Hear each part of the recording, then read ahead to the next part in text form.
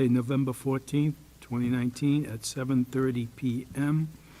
The first order of business is us to stand, please stand for the Pledge of Allegiance. I pledge allegiance to the flag of the United States of America and to the republic which it stands, one nation, under God, indivisible, with liberty and justice for all. Thank you. Next order of business is approval of the agenda. I need a motion to approve the agenda. Motion. Motion by Mrs. Bernardo, seconded by Mrs. Waters. All in favor? Aye. Opposed? Ayes have it, 7-0. Thank you. Next is the student government report. Mr. Superintendent, is there a student government report tonight? I do not believe there's anyone here to represent student government. Okay. Next on our agenda is the consent agenda, which is approval of minutes from the regular meeting of October 24th, 2019, approval of minutes from the executive session of October 24th, 2019. We have the enrollment report as of November 1st, 2019, the school police report as of 10/1/2019, the school bus inspection report from November 1st, 2019, and the residency truancy report from November 1st, 2019. I need a motion to approve the consent agenda or pull some items out. Motion to approve. Motion by Mr. Fiorello to approve. Second. Second by Mr. Collins. All in favor? Aye. Opposed? Ayes have it, 7-0. Next is a report of the executive session meeting. There was an executive session tonight on November 14th of 2019. There were no votes taken in executive session, and I need a motion to seal the minutes. Motion by Mr. Collins to seal. Second. Second by Mrs. Friedman. All in favor? Aye. Opposed? Ayes have it, 7-0. Next is the superintendent's report. Mr. Superintendent. Thank you, Mr. Chairman. Good evening, everyone. Welcome. It's nice to see everyone. I have a couple of items to share with everyone this evening. And the first is regarding a generous offer. I received an email from Mike Friedland. Mike is the president of the Cumberland Youth Soccer Association. And in that email, Mike, as I said, made a generous offer, and I thought it would be really nice for him to come to this meeting this evening and share with all of you the offer that he is, or the donation that he is willing to make on behalf of the Cumberland Youth Soccer Association. So, Mike, why don't you come on up and share with everyone what you'd like to do? Oh, I see that Mr. Shaw is with him as well. Oh. Thank you for having me. As Superintendent Mitchell said, I sent an email along. I'm here to kind of talk about the middle school soccer program and CYSA supporting them moving forward for both NCMS and McCourt. We've noticed that there's a rotation of the uniforms throughout the year. The coaches are supposed to receive back the uniforms at the end of the year and then give them out to players that make the teams every year thereafter. And what's happening is as the years go by, less and less uniforms are available.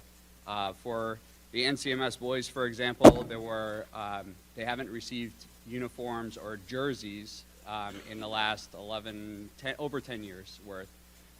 There were 11 uniform shirts that were left. They were all faded out. And so obviously for a group of 30 boys, not even including the coach, there was nothing for them to wear. So they were out there in different shirts, no numbers, random T-shirts.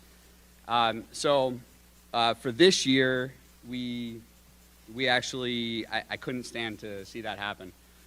So between myself and Miller's Auto Body, we actually provided all the boys with practice shirts that look like this with numbers on them.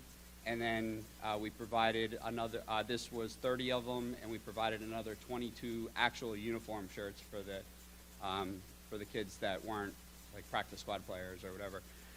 So on behalf of CYSA and also the help of Miller's Auto Body moving forward and starting next year, what we would like to do is donate or sponsor the jerseys for both the boys and girls of NCMS and the boys and girls from McCourt. We know that there hasn't been, money in the budget to do so. It'll be at least the jerseys, and even if it's something like this, they're well represented on the field, and they're well representing the schools. And if we can, if we can throw shorts in there, then we throw shorts in there. But at the very least, they can, throw on a pair of black shorts and black socks. So yeah, that's our proposal. The way that it would work would be they would go ahead and have their tryouts, and at the end of the tryouts, the coaches of each one of the teams, so it would be 4 coaches, would take the size of get the size of all their players, report it to us. We would go ahead and do all the ordering and get all the uniforms in. All we need is, we already have the NCMS logo and the McCourt logo. We would order the uniforms, deliver them to the fields, and they would get them. And that's pretty much it. It'll be pretty simple. At the end of the season, they deserve and they would keep the shirts. They do not have to give them back. They do not have to be recycled, and everything. So that's the gesture that we would like to put forth, and thank you for listening. Well, it's certainly it certainly is a very generous offer that you're going to do it yearly. I mean, years ago, we had the parents actually pay to play for sports in middle school, and we stopped that nonsense. But thank you very much. I know the hard work Cumberland Youth Soccer does around the town, and this is greatly appreciated. Thank you. Anyone else have a thing?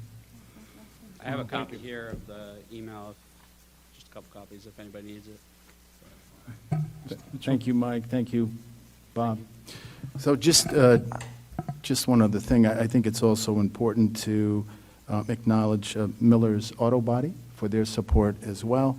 And I'm a big T-shirt guy, so I love T-shirts, and I know that that the athletes who have an opportunity to earn one of those T-shirts will wear it proudly. So nice gesture on Mike's part and his organization and Miller's Auto Body.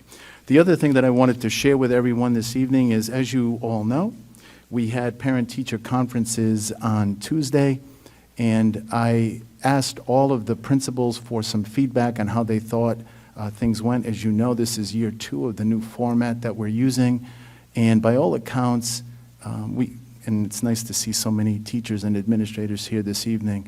By all accounts, the format that we're using, people seem to like it. That is, both teachers, certified staff, and parents who are visiting schools having an opportunity to actually designate a time to visit seems to be working out really well.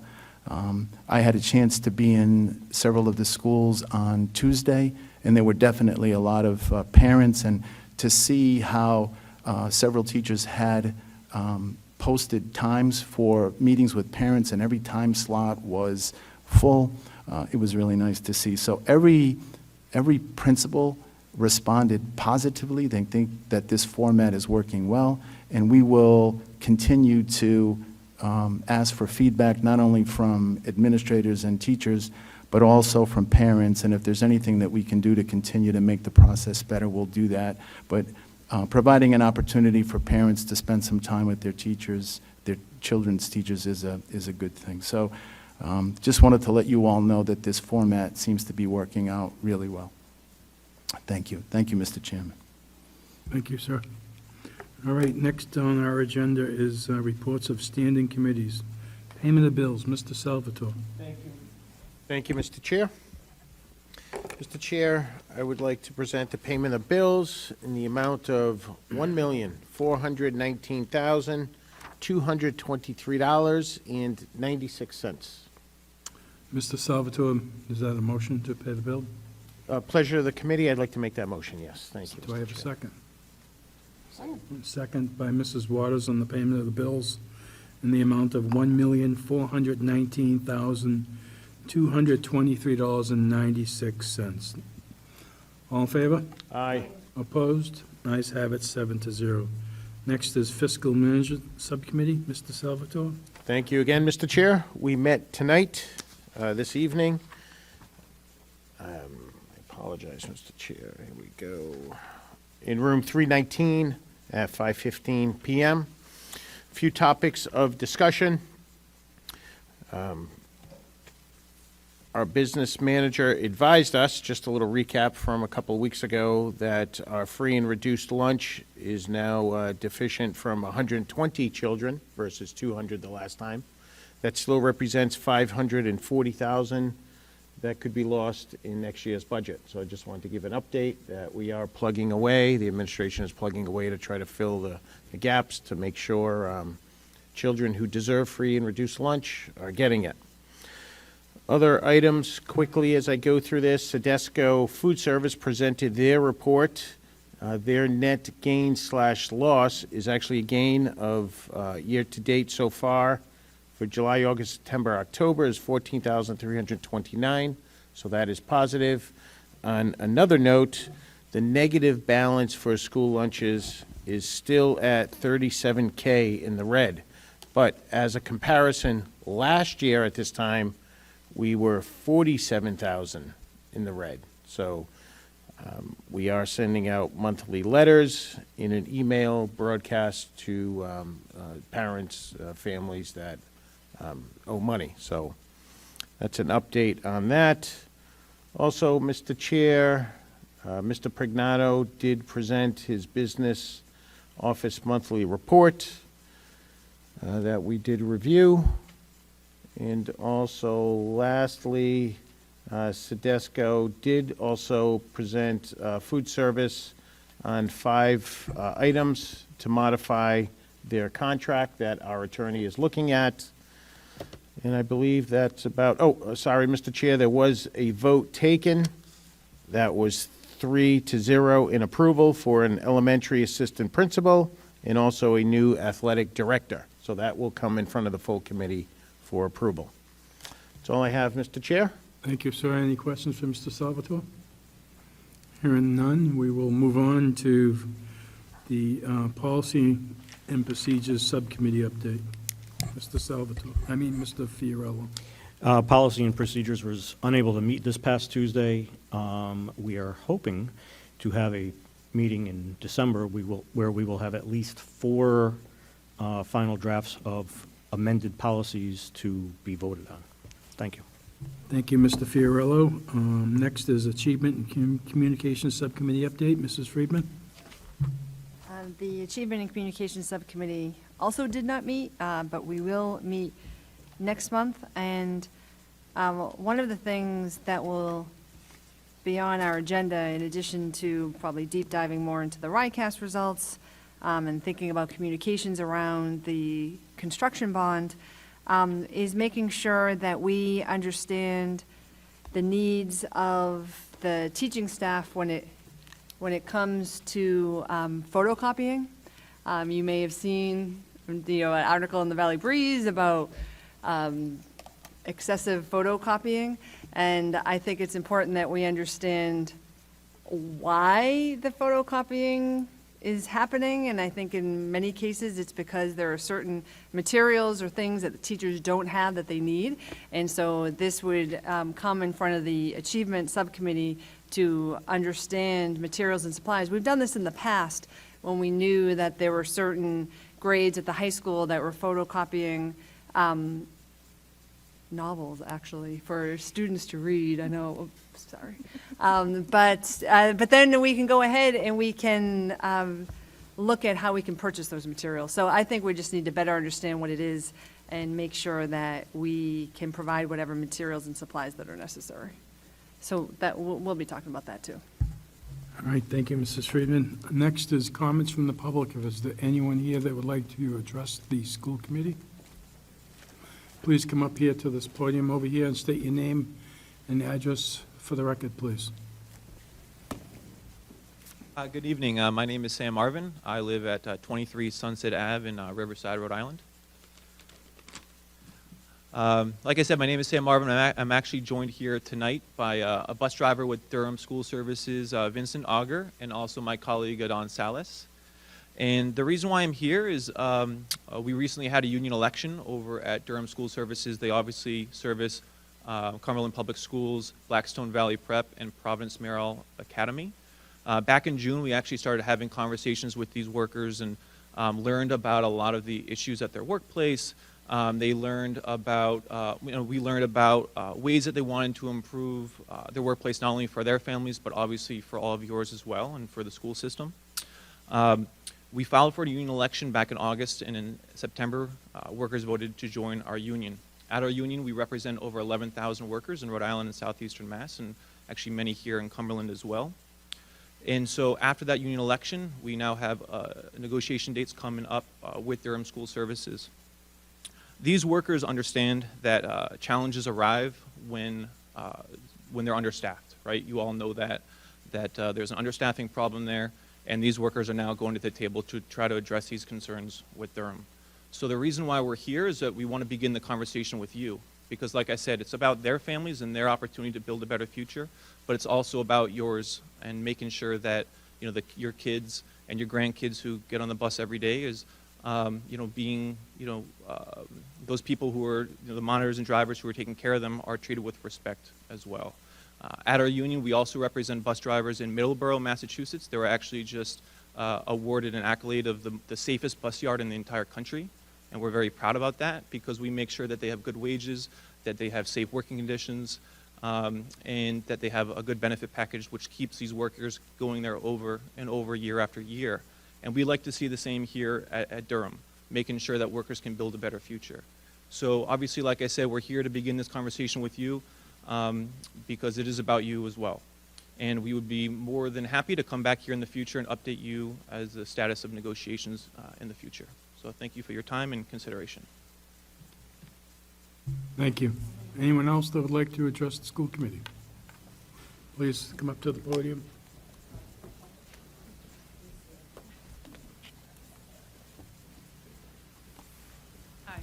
Hi, my name is Cheryl Bushy. I live at 180 Hines Road in Cumberland. Welcome. Hi, everyone. Before I start, I would like to personally, I see these meetings online, and I just want to thank all the school committee members for the good work that you do and the decisions that you make for our children in Cumberland. I appreciate it from my family. I'm here tonight and surprised to see him here in support of the Durham bus drivers and monitors. And I've come to know some of them because I'm the one that goes to the bus stop with my granddaughter. And she rides the bus. So I've personally come to know some of them. And it's comforting for me as a grandmother to know the people that are taking our precious cargo to and from school safely on a daily basis. And it means a lot to me and my family. I'm here tonight in support of them. I know in the past there has been bus route issues with late buses. It hasn't happened to my granddaughter, but I know it would really upset me if it was a problem. And I know part of the issue that Durham said it was because of they didn't have any bus drivers. And another thing that I found out, I had realized, and I'm surprised that the union person is here, that they voted, that the bus drivers and the monitors voted for union representation. When I heard that, I said, that's a good thing, because I think it will open up lines of communication for better wages and better benefits, which in turn will help with retaining the good bus drivers and monitors. And then it will help Durham in the future to hire competent bus drivers. So we won't have an issue in the town with late bus runs because they don't have enough help. So I just wanted to speak how I felt about it. And I thank you very much for your time and consideration. Thank you. Thank you. Superintendent Mitchell, I just have a question, because she said monitors as well. Our school monitors are employees of the Cumberland School Department, so did they vote to unionize or no? So it would just be the bus drivers? Okay. Okay. Thank you.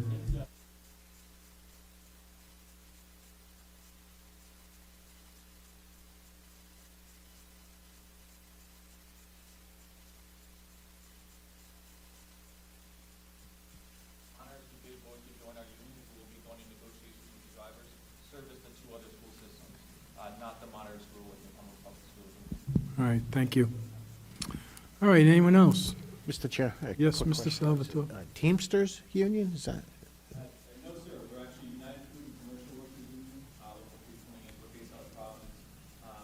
Like I said, we represent around 11,000 employees. We represent the district Providence dispatchers in Providence, and we represent workers of the First Student Bus Company, and down Cape Cod, actually, with the bus company down there. Thank you. Okay, anyone else? Hearing none and seeing none, we'll move on to new business.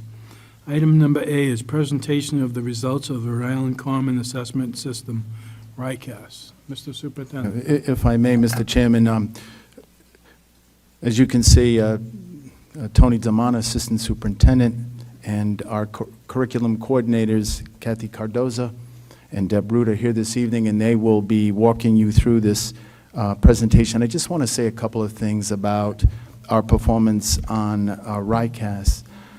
As I've mentioned before, certainly we have a lot to feel really good about, because over the last 5 years or so, we have really skyrocketed in our performance. And, you know, I say this all the time, it's not a competition, it is about growth.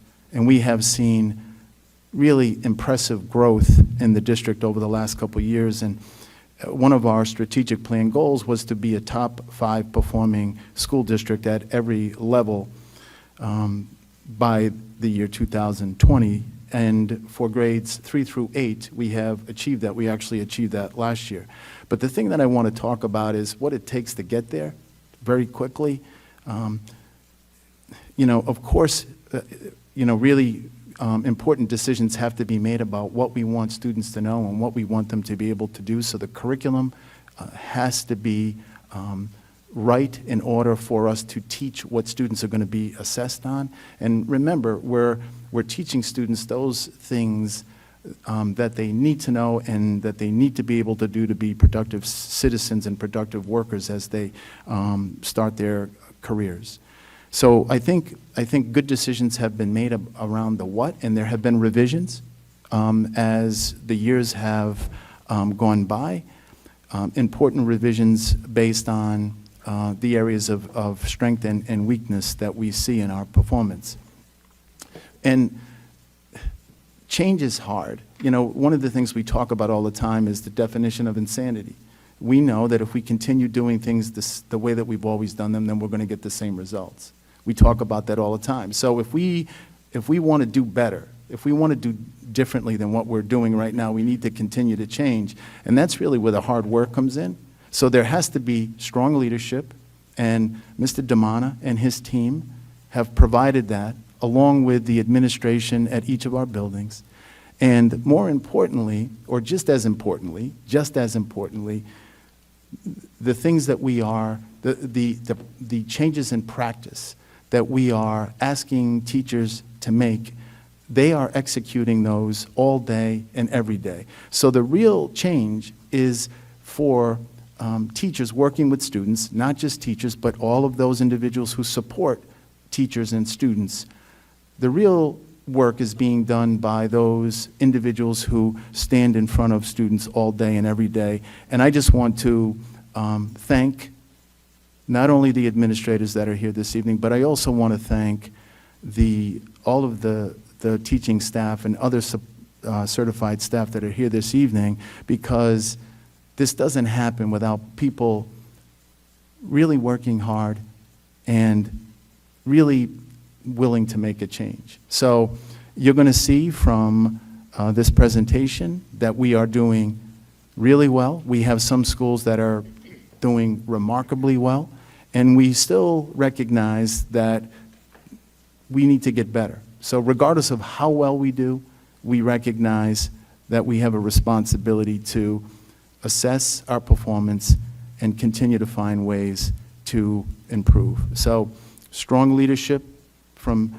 Mr. Damana, Deb, Kathy, the administrative team, and certainly outstanding work being done in our classrooms every day. I just needed to say that before Mr. Damana and his team does the presentation. So thank you all for your hard work.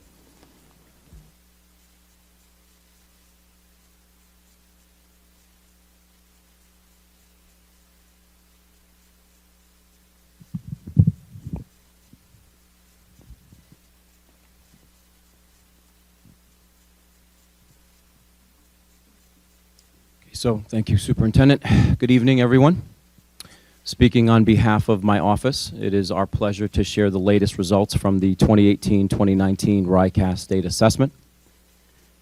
I am joined by my colleagues, two elite educators, Deb Rude and Kathy Cardoza, both netting 30-plus years of experience in Cumberland. They bring us seasoned teacher leadership that drives the central nervous system of our operation. I would like to offer you both my gratitude for tolerating me and supporting me over the past year. Thank you for your patience, for trusting me in my sometimes unconventional ideas. Mostly, thank you for challenging me and battling me when necessary. This makes us who we are. We seem to have a unique chemistry and knack as a team for weathering difficult times. Our belief system remains rooted in that all students can and should achieve.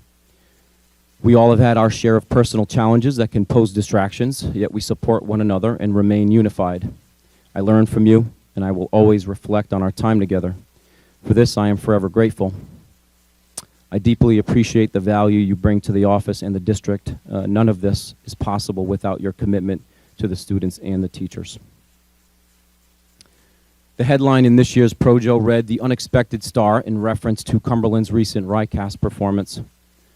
A seemingly interesting word choice to describe us, perhaps posing an undertone that we are not or have not been perceived as a top-flight academic system in the state, but unexpected by whom?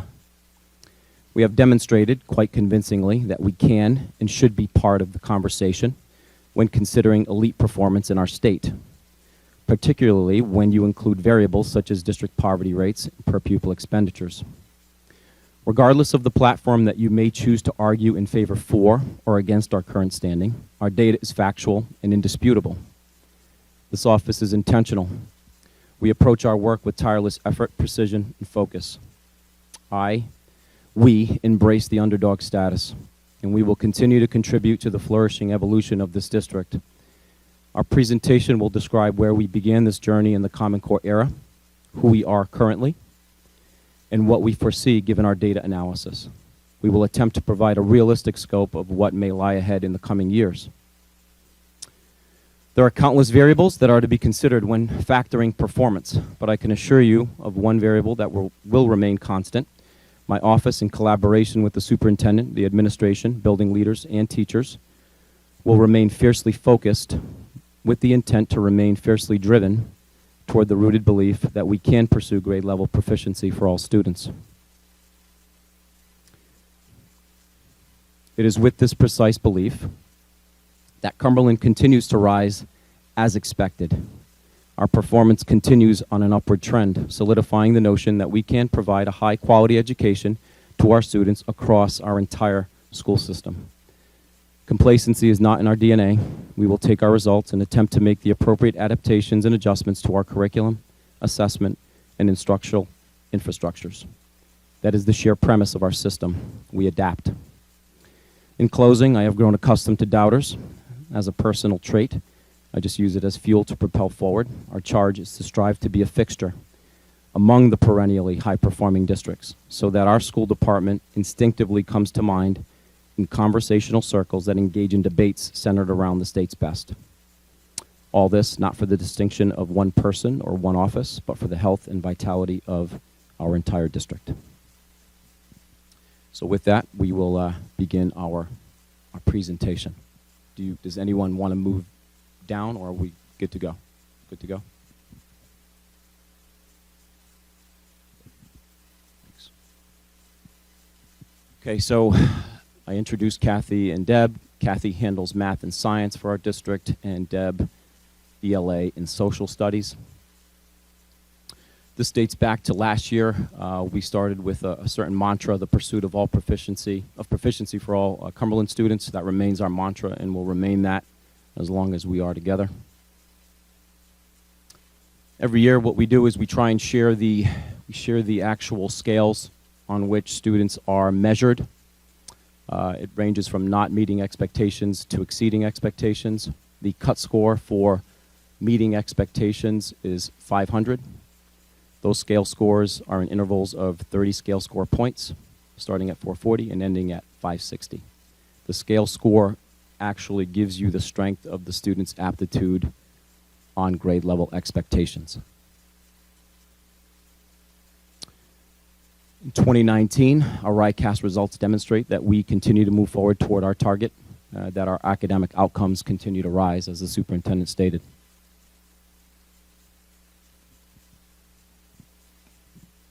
Last year, we shared this slide with you in the 18 presentation for those of you that might have been here or school committee members. And we've updated it to include the 19 ELA results. It provides an overview of our rise in relation to other districts in the era of Common Core. And as you can see, Cumberland's performance has dramatically increased. In 2015, in our first year of Park, we were at 17 in relation to the many other districts. In the past 2 years, you can see the same districts are at the top. No new districts are on the scene. And as Tony calls it, we're jockeying for elbow room. In 18, we were in a dead heat with East Greenwich. And in 19, North Smithfield outperformed us by less than half a point. And we have a a Rhode Island small story to share that happened a couple days ago. So really quickly, we were asked as an office to present at a curriculum course at Providence College 2 evenings ago. And when we arrived, the professor had sent someone to greet us. And when we were greeted by a North Smithfield teacher. We didn't know that. When she found out that we were from Cumberland, the first thing that she said was, "We have been watching you." And she was a delightful person, but it was an interesting first comment when she met us. And be assured, we didn't reveal too many secrets. The next slide shows the ELA performance in 2018, which illustrates that we were in a dead heat with East Greenwich. I think what's most interesting, if you look at the percent of free and reduced lunch of the top districts, Cumberland has the highest rate at 23%. This gives us a bigger overview of where we've started and where we are currently. And over the past 5 years, there's been a 19-point increase. And I think also what's interesting about this, there has been no dips in performance over those 5 years. I think when you look at this slide, you can see that there are specific performances of the top districts, and we're pretty much clustered except for Barrington. You know, they're performing at, 73%. Another interesting fact is Cumberland has the most number of students, 2,072 in ELA, and Jamestown tests only 320. And again, you can look at the percent of students on free and reduced lunch. This shows the gains of the top performing districts from 18 to 19. East Greenwich grew by 8, Cumberland and Jamestown 5, North Smithfield 2, and Barrington 4.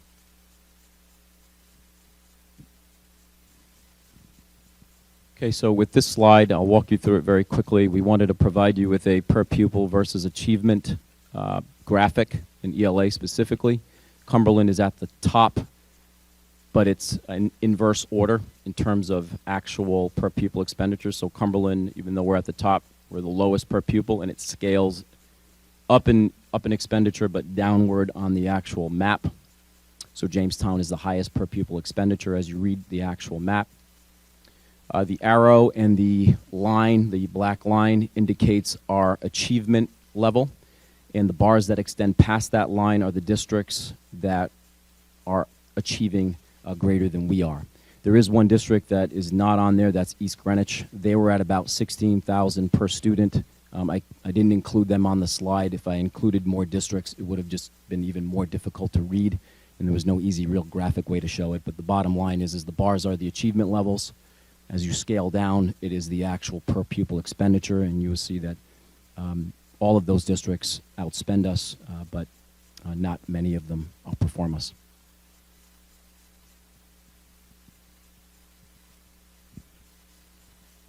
Okay, so there's a similar story that Deb told in math. There's not as big as a jump from the year 2015, but again, like ELA, in response to the rigor of the Common Core, we've continued to make gains.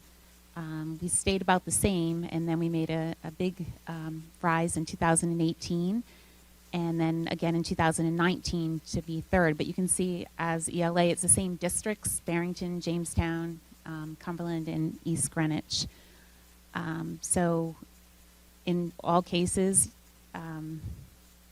we've increased proficiency, well, except in 2016, through looking at data, teachers responding to data, looking at standards that need more emphasis, and just continuing with the work. So overall, if you look, we've had an 18% increase in proficiency over the past 4 years, and 2 years of Park and 2 years of RICAS.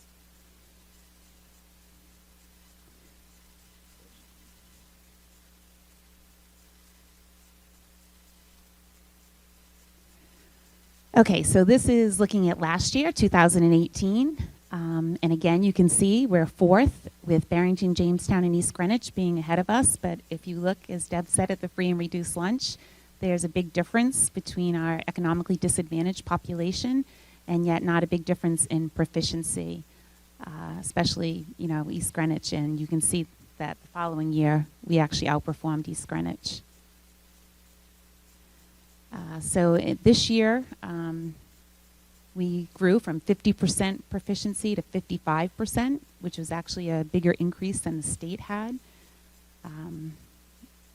Just, above East Greenwich. And then, the next one. All right. Okay. And this shows the changes. So Jamestown stayed the same. Barrington had +4, Cumberland +5, East Greenwich +1, and North Smithfield +6. So I think they're probably keeping an eye on each other in math as well. Yeah. And I did lean over to Deb, and I was like, less is more, less is more. Don't say too much. Okay, so in math, we wanted to provide you the exact same graphic, the per pupil expenditure versus achievement in mathematics. Once again, East Greenwich was not included in this at 16,000 roughly per student. The black line shows our level of achievement, and as you can see, there are only 2 other districts that outperformed us. East Greenwich did not outperform us, as you saw in the previous slide, but all of the districts beneath us spend more per pupil. This slide compares the 18 and 19 RICAS school performances.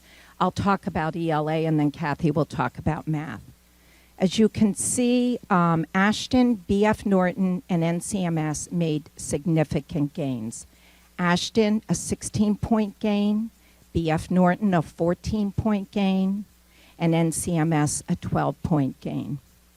Community and McCourt made smaller gains, and there are 2 schools that lost a little ground as compared to their 2018 ELA scores. Okay, and in math, you can see there were significant gains at Ashton, BF Norton, Community, and North Cumberland Middle School. We also had a a 5% gain at Cumberland Hill and two small decreases at two of the schools, but not really as significant as the increases. So as an office, when we get to this point, we look at the holistic data and we start to ask ourselves some questions. So we look at our district data, we look at our schools data, and we start to look at and say, okay, do we understand what the results are telling us? How can we continue to improve our outcomes for students? And what are some concrete takeaways from this data that can really funnel our focus? So that's what we'll move into next. So what are our current responses to improve student outcomes? What I did is I broke it into elementary responses and middle school responses. I am currently working with 9 grade levels, K through 8 in ELA, and I'm going to give you a brief description of the work. We have a new resource in K to 2, and in 2017, I think we came to the Achievement Subcommittee, and you worked tirelessly to get us the funds so we could roll this out. And the teams, I said it at Achievement Sub, they were clear about how much revision could be done with the previous ELA program. And they knew the structure wasn't right, so we began the search. In May 2018, at a RIDE workshop that looked at high-quality curriculum, we developed a local goal for Cumberland and a protocol for analyzing the resources. Then from September of 18 to December of 18, the teams analyzed these programs. Questions and concerns were fielded by the 2 publishers of the resources, and we didn't go easy on them. And in the winter of 2019, a resource was selected.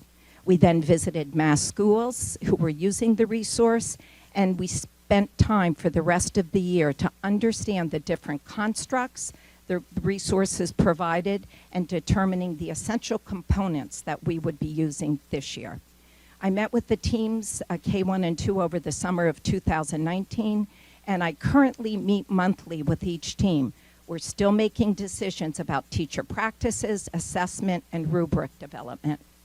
In grades 3 and 4, and actually in grades 3 to 8, we use a different ELA resource. It's an open ed resource. It's called Expeditionary Learning, and I think Mr. Mitchell referred to the fact that we have revised that resource, that program, and we've spent 3 years really looking at the curricular framework and focusing on standards of emphasis. This year, our 3rd and 4th grades are spending time meeting with our writing consultant. We just met today. Mr. Mitchell walked by. We're busy. I think the teachers, 3rd grade teachers, are here. We had a very busy day. And our goal this year is to revise and develop writing assessments, develop more engaging prompts, and probably most importantly, create strong writing samples or exemplars. Our grade 5 curriculum map is in good shape, so we're spending less time with that team this year. Currently in the elementary schools, we have 3 school-based coaches. The B.F. Norton elementary coach is in her 2nd year, and she and the principal have made critical decisions last year that truly have contributed to the significant RICAS gains at B.F. Norton. This year, coaches have been put in place at Garvin and Cumberland Hill to assist and support ELA teachers based on data analysis. When we move to our middle school responses, we have content leaders in the major content areas, and they're in their 2nd year. The ELA content teachers this year are facilitating grade level work to build progress assessments and field test rubrics for the implementation of the revised standards-based reporting system that will roll out next year. They meet monthly with Tony, the principals, and myself. Social studies in grades 6 to 8 began their work last year. The chair of the high school social studies department began leading the social studies team to revise course content, and they're currently building common assessments between the 2 middle schools. And once again, they meet with Tony, myself, and the principals monthly. We have one school-based middle school coach who is extremely talented, and she works tirelessly to support teachers in a variety of ways. As you know, this year, the essential teachers have been put in place at both middle schools to respond to Tier 2 data. The goal of the essential course is to provide a more focused Tier 1 instruction for identified students. And another goal is to increase the proficiency of a subset of partially proficient students. Okay, and these are the responses this year to last year's RICAS scores.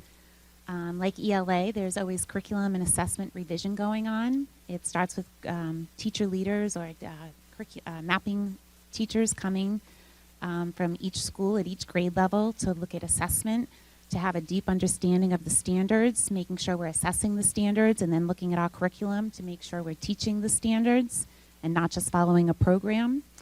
We've started some work with looking at the rubrics, which also helps us to better understand the standards and how we're measuring the standards.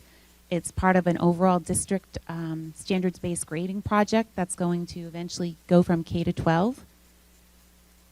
We've had professional development on formative assessment and differentiation in grades 4 and 5, and part of that work, actually this week, we've been able to get into classrooms, and teachers have been able to see other teachers and share strategies that are working, and looking at how we're differentiating and meeting the needs of all students. An example of mapping that went on last year was grade 4. We met and we did some of this work on formative assessment, differentiation, and mapping. And in grade 4 across the district is typically a lower performing, and we pay close attention to that, and we look at the curriculum. But they were the lowest score but had the highest growth this year, so they made tremendous gains. We also have an accelerated 7-8 math course. In the past, students that went to algebra had grade 7 math. They went on to algebra and often weren't able to cover the grade 8 standards.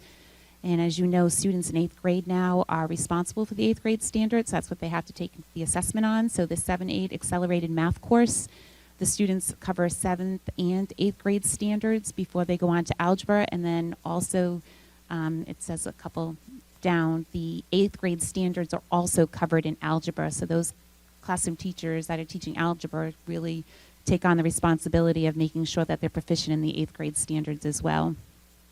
We've also gone to heterogeneous grouping in grade 6, but like the teachers in 4th and 5th grade, they work really hard with formative assessment and differentiation so that they're still meeting the needs of all students. Like ELA, we've put essentials courses in at the middle school to support Tier 2 students. Unlike the elementary school, they have a 90-minute math block. They have 60 minutes of core and 30 minutes of intervention. In the past at the middle school, we supported a lot of Tier 3 students, and they had their core 50 or 55-minute class. Now those students that need a little extra support with core go to an essentials course, and it's a smaller class environment. They're covering, reinforcing the standards, extra practice, very explicit instruction. I'm very fortunate, though we don't have a math coach at the elementary level, that we have some very talented math interventionists who take on the role of coach in their buildings. They come to meetings, they go back, we talk about things like this year we developed a new problem-solving protocol. They went back to the buildings and modeled it and presented it in all of the classrooms. So that's going on 1 to 5. We also at the middle school have been giving, last year we started, this year we've done a better job, I think. We keep revising and looking at the interim assessments. So they're giving 3 times a year so we can respond, because in math the content changes so frequently that you might teach one concept and not revisit it again, something like geometry or statistics. Giving the interim assessments, we can assess those standards and then see if we need to go back and reteach or revisit those standards. So the interim assessments are another opportunity to show proficiency or to guide the instruction. They also have been a very strong, in 2 grade levels in particular, very strong predictor of performance on RICAS. And also like ELA, we have middle school math content leaders in math and science, and we meet frequently with I meet with the content leaders, with the principals. They act as teacher leaders in their school. They meet with their teams. They work very hard. They've been working hard on the standards-based grading, looking at their assessments, make sure we're assessing the standards, and they typically during the PLC or CPT time, they are leaders of their content area. Okay, so now we're going to transition to something I think people will have a lot of interest in, and we're gonna pick up the pace, so you're gonna have to stick with me here. So what we wanted to do was address the narrative in Rhode Island where, you know, there's a lot of negativity swirling around our performance in relation to Massachusetts districts, right? So what we wanted to do was take a deep look at the data and see how we fare. And to be honest with you, there are a lot of Rhode Island districts that fare quite well, actually, to fare quite well in relation to Massachusetts districts. So here's the question. What if we plotted Cumberland's performance into Massachusetts? How would we fare? So in mathematics, if we were to take our performance this year, we would be among the top 36% of performers in Massachusetts, which I think is quite outstanding. If we look at ELA, and we were to take our performance this year in ELA and we plot our performance into Massachusetts, we would be among the top 23% of performers in Massachusetts. Now remember, all the data that you're looking at, Rhode Island chooses to show its data a little bit differently. All the LEAs are on there. If you are an LEA, a school of 100, they report you out, right?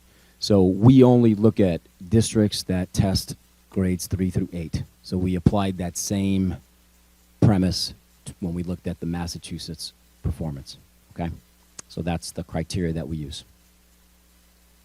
Last year, I'll go really quickly through this slide. Last year, we provided you with this particular slide, and what it showed you were similar free and reduced lunch districts in Massachusetts and our performance in relation to those. So in the ELA 218 column and the Math 218 column, you saw that in yellow, those were the districts that were outperforming Cumberland, and we fared quite well last year. I have a better slide for this year. When you look at those same districts, you only see one little blip of yellow. None of those districts outperformed us in ELA any longer, and in math, there was just one, Marion, Mass, and it was only about 4% higher than our district. So then we said, all right, let's take a look at those districts that have lesser poverty than we do, or a fewer free and reduced population. So we took some districts. I think the range was about 18% down to about 9% free and reduced, and you could see that, again, Cumberland fared quite well with only 2 districts outperforming us in ELA, and that same number in math of those that we show. And then lastly, we wanted to look at regional performance, so districts that you may hear about all the time in our area in relation to our performance. So you'll see districts like Plainville, Bellingham, Foxborough, Attleboro, those types of districts. And in ELA, you'll notice that only Seekonk, and by the way, Seekonk gets a lot of positive press for their performance. They're at 62%, only 1% higher than Cumberland. And then when you look at math, you have, I believe, 3 districts that were outperforming us, but we did very, very well in relation to all of those districts. Also of note is, again, the SES status. All of them have lower SES status than we do except for Attleboro and Westport. So with this, you can use your own deductive reasoning as to how we are doing in relation to Massachusetts. So this particular slide, what we want to do is we're going to switch gears out of Massachusetts back into Cumberland. And we wanted to show you the percent of students who are not meeting expectations in the district. You want this number to be as low as possible. So very easily, very simply, in ELA and math, we had reductions in both, which is what you want to see. 6.5% in ELA, 6.29% of students in math not meeting expectations. You want that number to be under 10%, typically, statistically, and we are there. Oop, what did I do, Mike? Oh, here we go. Okay, subgroups. So special education performance overall in the district, up 4% in ELA, up 2% in mathematics. Our L population, we need to take a closer look. We've already begun taking a closer look at the L population and an achievement. If you want to know more, we can share with you what we've already begun doing.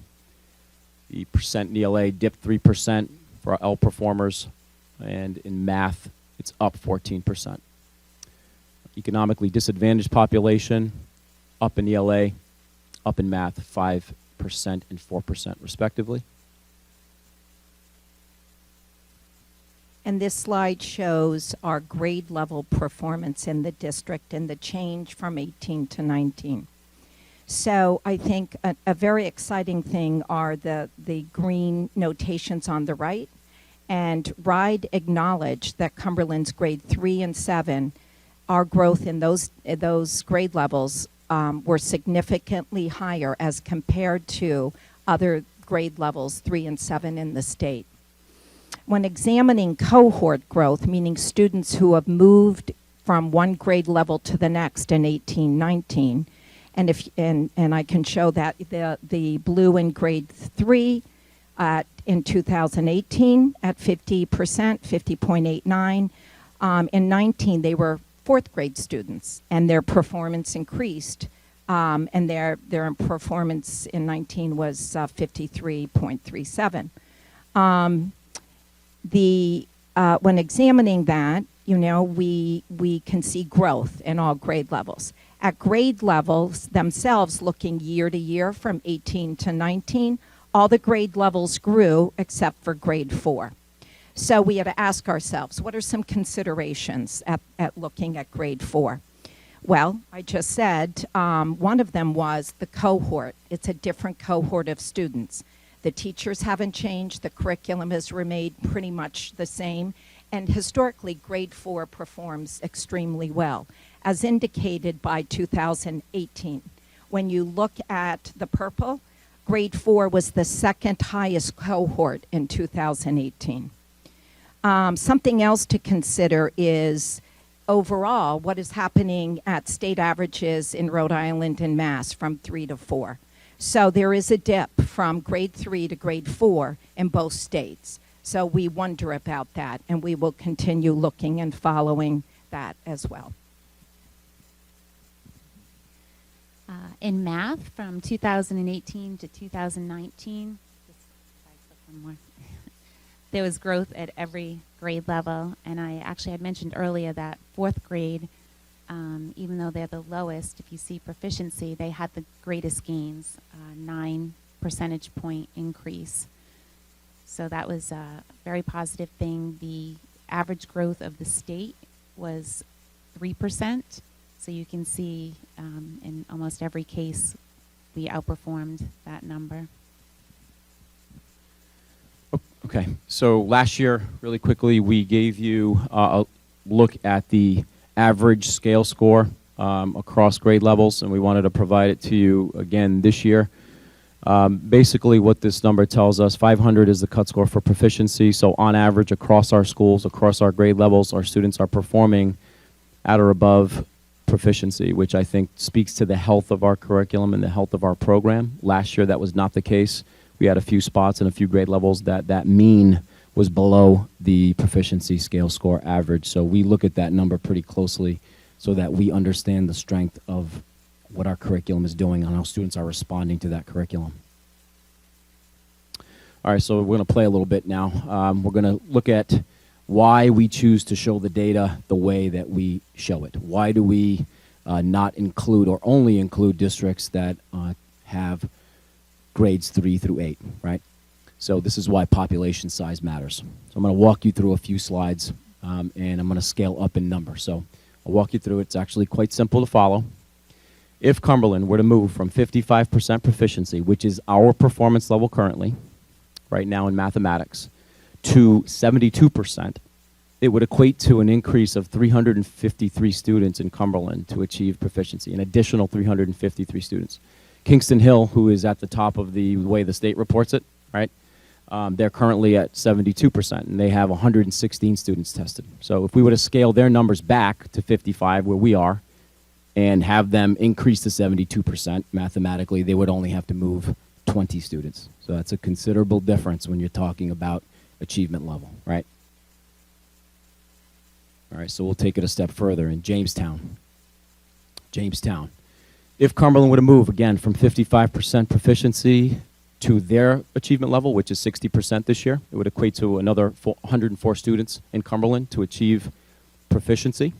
Jamestown has 311 students. For them to make that same move, it only takes about 15 students for them to make that climb. You also have to make an assumption here. The assumption here is that all current students that are proficient remain proficient as they scale to the next grade level and rigor increases. So that is not an easy thing to do. So that assumes that the current number of proficient students remains and we add to that number, right? All right, so why does this matter? Why do we even want to go here? Because as we look forward, what does that mean for our future? We've scaled, we've grown quite a bit, but you know, we have to ask ourselves, what is the crest? I mean, statistics, I like to think of myself as someone who understands statistics pretty well, and at some point, there's always some type of crest that happens, right? The rate of growth has to slow down sometimes. That's what the bell curve tells us. So, in order for Cumberland to grow 3% next year in ELA, East Greenwich currently has 1,205 students. They are at 64% proficiency. In order for us to get to that next level where they are, it would equate to about 64 students for us to grow 3% next year. So we went ahead and did the analytics on that. Did the same thing in math. In order for us to grow 3%, we would still remain third in the rankings overall. It's nearly the same number of students, about 62 students. It's not, may sound like a low number, but in introspect, it's actually not. So then let's go to the king or queen of the hill, if you will. In order for Cumberland to reach Barrington in ELA, they're currently at 73%. They test about 1,570 students. We would need to move 242 students, additional students. That would equate to Cumberland having 1,505 proficient students out of 2,076. Well, that's nearly, we would have the number of proficient students in our district would equate to nearly their entire population tested, right? So think about those statistics, and that's why we choose to look at the data the way that we choose to look at it. I think that's the fair way to look at it. So we're not going to spend a lot of time on this slide, but we just want to let you know that we are thankful as a district that you have chosen to support us with our Tier 2 focus and the addition of the essentials courses. Even though that's been primarily at the secondary level, we do need to shift our focus down to the elementary level. We have not done that from a resource perspective. But the bottom line is the number on the bottom there. This is why Tier 2 matters, why your support matters in that realm. 663 students in this testing round in ELA were partially proficient. That's an enormous number of students. Now, our charge is that band is pretty wide. So those 663 students could be in a myriad of academic places in that partially proficient. And we have to design and make sure that our Tier 2 courses and what we do at the Tier 2 level really addresses those kids' needs. And again, that's a tall task. We did the same thing in mathematics. That number is much higher, 801 partially proficient. So, you know, we have work to do for 1,400 students. And right now, what we're doing isn't good enough for those kids, so we've got to make sure that we do better for them somehow, some way. Starting here with me. So I think Mr. Mitchell said the teachers, the principals, they do really hard work every single day, and their challenges are really hard to imagine unless you're in the classroom or leading a school. So let's give some shout outs in ELA. There's overall increase in proficiency as a district of 5%. As I mentioned earlier, RIDE noted statistically significant ELA growth in both grades 3 and 7. 5 out of 6 grade levels made year-to-year gains, while all grade levels made cohort gains. Significant gains in ELA proficiency, as mentioned before, Ashton, B.F. Norton, and North Cumberland Middle School. Ashton's 3rd and 4th grades are the highest performing 3rd and 4th grades in the district. B.F. Norton, who has the highest percent of free and reduced lunch, 47% last year, and I'm hearing 50% this year, ranked 3rd out of all 5 elementary schools. NCMS ranked second in the state behind Barrington's Middle School. McCourt made a 3% gain from 2018 to 2019, and grade levels that performed in the top 10% across the state. Ashton and Community's 3rd grade, Ashton's 4th grade, grade 6 at NCMS was second in the state, and NCMS's grade 8 was 4th in the state. Grade 5 at Community and grade 7 at NCMS were number 1 in the state.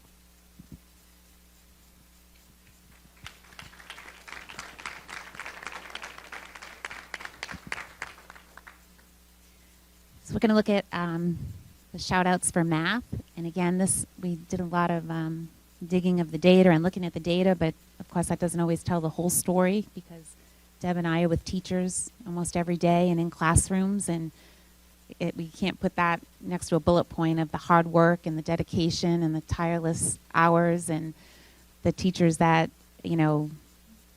never give up. They keep going back and back to those standards to make sure all kids are proficient.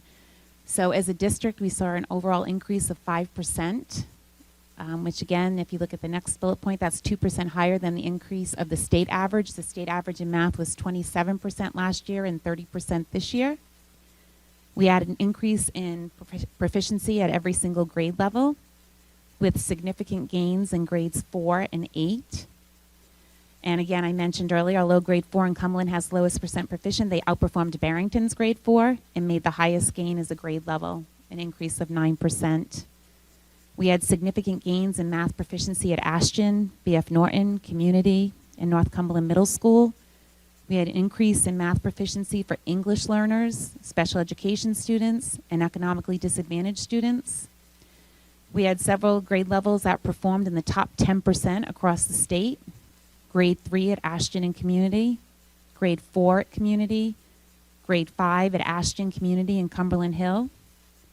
Grade 6, 7, and 8 performed in the top 5% at North Cumberland Middle School, and grade 5 at Community and grade 8 at North Cumberland Middle School were number 1 in the state.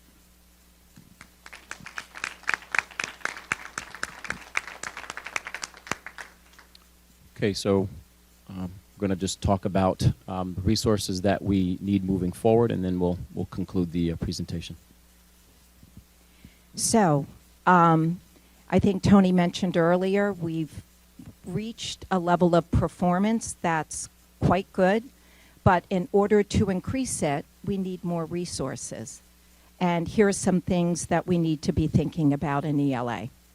So, in grades 3 to 8, teacher knowledge about how to teach writing and not assign writing is critical, and it has taken the past 4 years to develop since bringing SRSD to the district. And when we look at the data, SRSD and the writing, explicit writing instruction, has contributed to our ELA growth.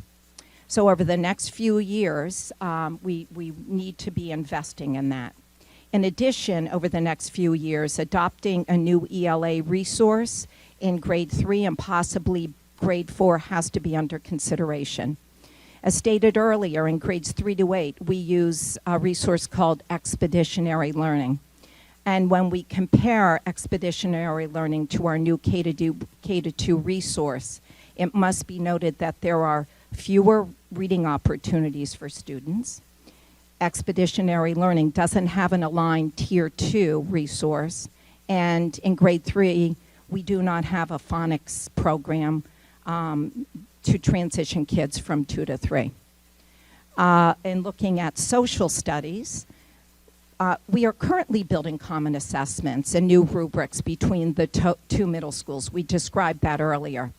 But the next phase of this project is providing a new resource of higher rigor. We know that we call social studies like the stepchild because we test in ELA, we test in math. But truth be told, social studies is responsible for teaching informational writing that shows up on RICAS. We need to continue to build out the elementary coaches. We talked about the value of them.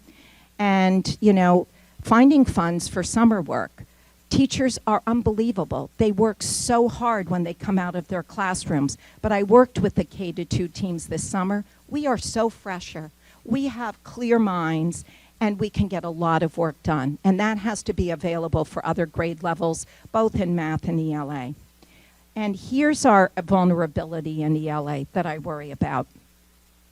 Over the past 2 years, in grades 3 and 4, there have been 12 teachers new to teaching ELA in those 2 grade levels. And as stated earlier, it takes time to develop teacher knowledge around how to teach writing, since it's a craft. And it is essential that this knowledge is developed for teachers new to grade levels and also veteran teachers. We work with a consultant who is an expert, and the ELA building coaches bring such value to that work at a school level. And resources or responses that we feel will improve future student outcomes in math. Again, what we're doing at the middle school, the essentials courses, providing support for those partially proficient students, trying to move more kids to proficiency. We'd like to spend more time looking at that at the elementary level. We were saying some elementary coaches have been put in place this year to support ELA. And we'd like to look into having a district level math professional development coach to support Tier 1 and Tier 2 instruction. Also, we departmentalize in a lot of cases in 4th and 5th grade, and we have some really expert math teachers, and we'd like to see if we could have some teachers be content leaders at their schools, because again, like I said, some of them only teach math or teach just math and science, so they've become real experts in those areas. We want to continue with curriculum and assessment revision at all grades. We respond to this data. We will spend hours looking at it, seeing which standards we performed well in, which standards we don't, and then we need to go back and look at our curriculum again, look for gaps, look where we're strong, look where we need more emphasis. And again, that's taking teachers out of the classroom. Could be during the summer if we had funds to pay them. And we need more interventionists in math. When we look at the data, when we look at the number of kids that need Tier 1 and Tier 2 support, having one interventionist at each building, it really isn't about the number, it's about the number of kids that are needed. It's looking at the data, and one isn't always enough at each building. Okay, so in conclusion, the bottom line is you'll hear the superintendent talk about this a lot too. As long as we're together, we focus, follow one course until successful. You're not going to get anything real lavish out of us. We stay the course. We do the same things. We just adapt to the data as it comes in. And lastly, it's all about outcomes. That says it all. Our office, we're trying to piece this puzzle together so that we continue to get the outcomes we desire for our kids. That's what we're trying to do. So that concludes our presentation. And if you have any questions for us, feel free to ask us anything you'd like.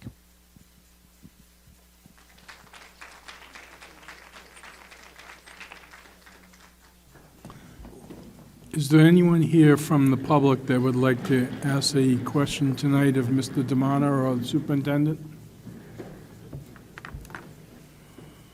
Okay, Mrs. Bolio, come up to the mic, please.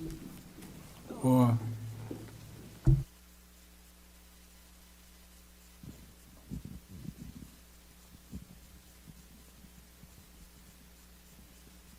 just stand next to it because I think I have to put it back. Lisa Bolio. I'll save my other remarks for public comment later on. But one question from me, as I think the presentation was great. If I'm a parent and I'm looking at my school, some of the information that's been provided is complex, right? It's a lot to understand. I may have worked all day, fed my kids, and I'm reading the cliff notes of this. But I might have specific questions about my child and my school and how my school has performed. How do I get down to that information? Because I think that's going to matter to me as the parent in a specific school. I'd like to know how this can translate so I have a degree of confidence that my school is going to get better, because as the school report cards have come out, it's all about stars, 1 star through 5 stars. And I understand that. That's really easy for me.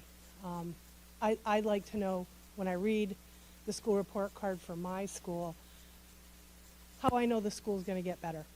So a little broad of a question, but I think it matters to the community. Thanks. Thank you. Mr. Demond, let me ask you this question, the superintendent. Can we take this presentation to to the schools and have the PTOs get involved where parents can come out and we can talk about Ashton, or we can talk about BF, and how that relates to the parents that send children to those schools? Yeah, sure. What we would do is probably just make a tailored version for each school. We wouldn't give necessarily this presentation, but one scaled specifically for each school. Yeah, it can be done. Just take us time to develop it and really think about it through the lens of a parent. So over the winter, we could schedule those meetings, and so parents can come out like Mrs. Bolio. I want to know about my school. What's it going to do to get better? And Yeah, we can could do collaborate with that. the principals, and sure. I mean, they're the leaders of their schools. We will support them any way that they'd like. We can do the background work for them and provide it. But I would imagine that the leaders of the schools would want an opportunity to talk about their schools. So I think we could collaborate on how that would work. Do you agree, Mr. Mitchell? Yeah, I was just going to say, we have conversations about this work all the time, and, one of the things that we do talk about is, we need to be careful that we don't use too much edge-speak, right? So I think it would be helpful for us to actually ask parents, like, what can we do to help you better understand how your school is performing? So, conversations with PTOs and those kinds of things, letting them know that we're going to be there to share this information, but we want to provide it in such a way that they actually understand it and comprehend it. And so I think having conversations with parents will be helpful as well.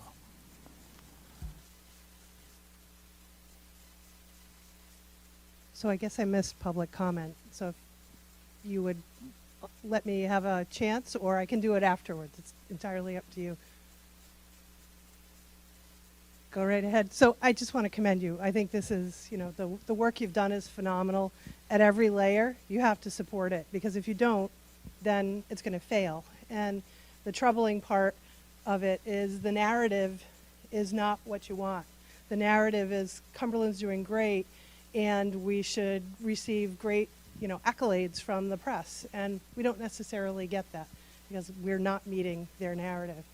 I think, too, it truly is a competition, and I mean no disrespect to Mr. Mitchell for that, because, frankly, I want to know my kid, and my kid's almost done, we all know that, but I want to know my kid and my community and my school is super successful, and it matters to me. It's in its simplest form, it might be a star.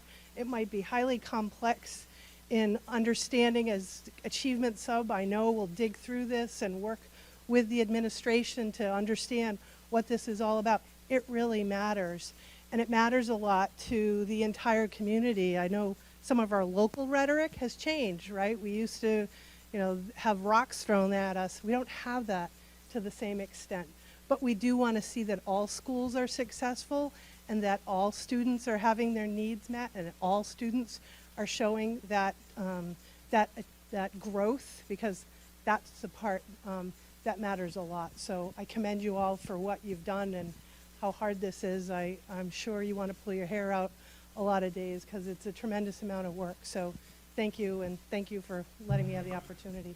Well, Mrs. Bolio, as I've said publicly, it started with you, Mayor Mata, Linda Teal, when you sat here and said, we got to amend the budget, and now we got to start with the interventionist and get moving. Mr. Fiorello, Mr. Salvatore and I were here. Mr. Denon's here, Amy Goggins here, all these people here were all in the school committee, but something you pushed for a while ago, and, you should get the respect that you did, that, we weren't going to stay status quo. We were going to change the school district. Damn Alex Pignano looking there saying, we can't do that in the budget. We can't spend that money. And we spent it, and we keep on spending it, and, I know.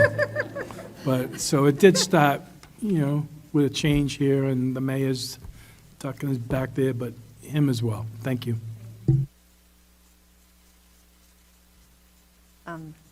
If I may.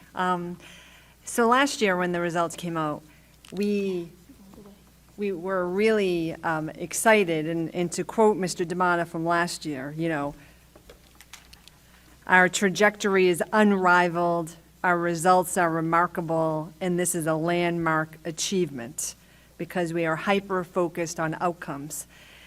And I think we were a little afraid, that would it happen again? You know, was it just the first time taking RICAS and it was a fluke, and, you know, would it? And then tonight, and we knew it wouldn't be, but, you know, tonight you said, we rise as expected.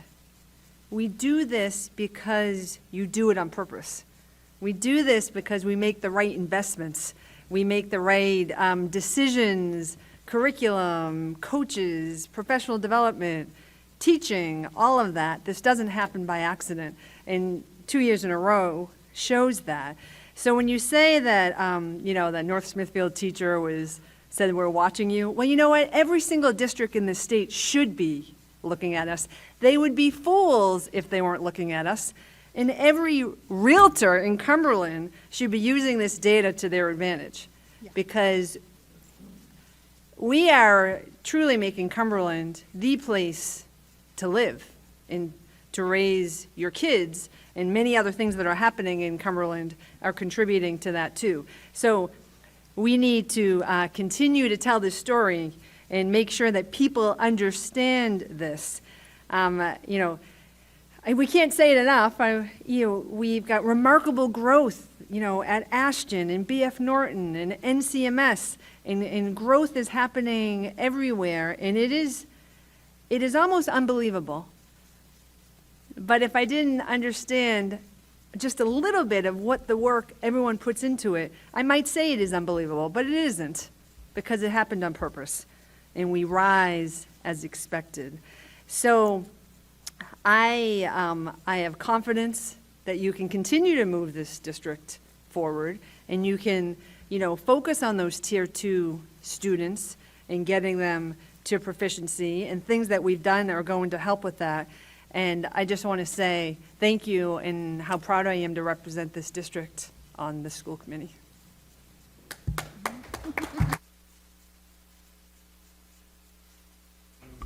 Thank you. So I would just like to thank our leadership.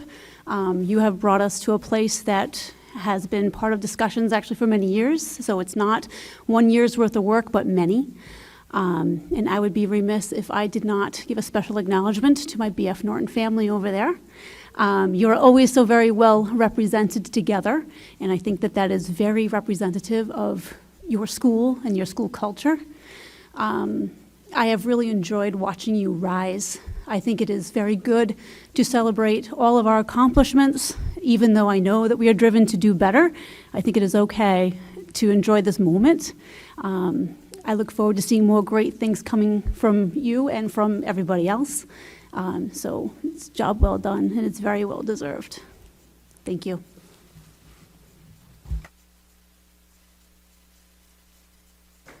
I want to echo Mrs. Bernardo's sentiments about BF Norton. While there's a lot to be proud of throughout the district, I would be remiss in not mentioning BF Norton has something that none of the other schools really have. They have the special education programs that they have. They have the economically disadvantaged population that they have, and they have, which is 50% is the free and reduced now? Have we broken that threshold? Yeah. And of course, the English language learners. So it's really a testament to the hard work that the entire staff does over there to make sure that every single kid is getting the help that they need to succeed. So just hats off.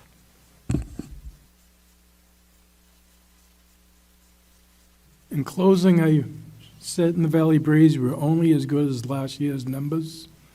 Every year we have to improve on what we're doing. The money that this town has given us has been well spent in regards to bringing those additional staff and programs in to help the students. I wish we could hire all that staff necessary to move the bar even further. we'll continue to have discussions with the town in regards to funding. They have their issues right now, and we'll work through it, but, we've done well, and, I expect it to continue going forward. So thank you all. I mean, if you're a staff member, teacher, social worker, administrator, stand up. Be recognized here, tonight that, for a job well done. Principals, come on, stand up.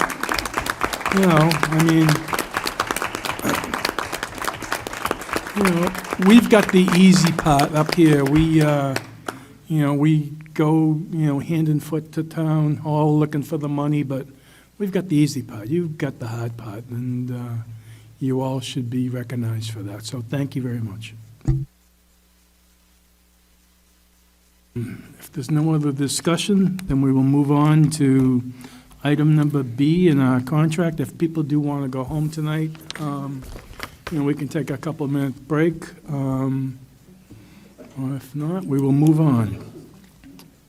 So, thank you, Mr. Demona and your team. All right, so item number B is discussion and a vote to approve the employment contracts for item number 1, the elementary assistant principal, and item number 2, which is the athletic director. The assistant principal we had has moved on to another job, and so we've hired a new person. Her name is Christine Holman, and she comes from us from Tiverton, Rhode Island, and I need a motion to approve the employment contract for the elementary assistant principal. Motion to approve. Motion approved by Mr. Collins, second by Mrs. Waters. Is there any discussion? Hearing none. All in favor? Aye. Opposed? Ayes have it, 7-0. Is Mrs. Holman here tonight? Stand up. Hi, welcome to Cumberland. You made a good decision.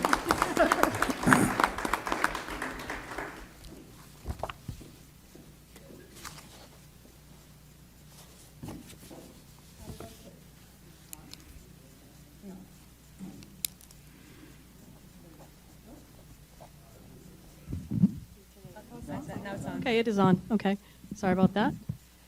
I am very excited to be joining the Cumberland School District. I actually came from one of those other districts that was listed a little further down on the list, and it's true as to what you had said. This is a district on the move, continues to be on the move, and I could not be more happy to be part of BF Norton and community school.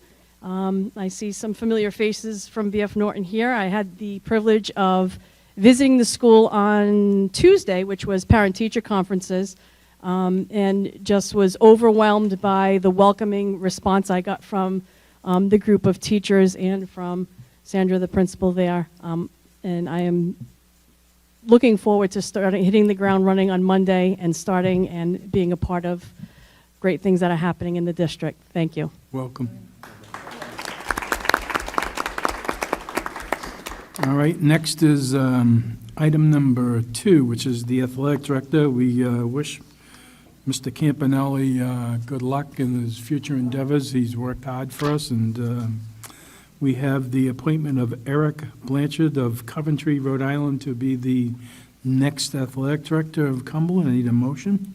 Motion approved. Motion by Mr. Collins to approve. Second by Mrs. Waters. All in favor? Aye. Opposed? Ayes have it, 7-0. Is Mr. Blanchard here? Welcome.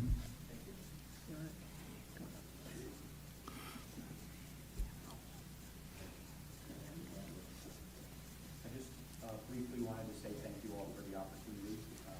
Let everybody know how excited I am to get started working with our students and coaches. So thank you very much. Thank you.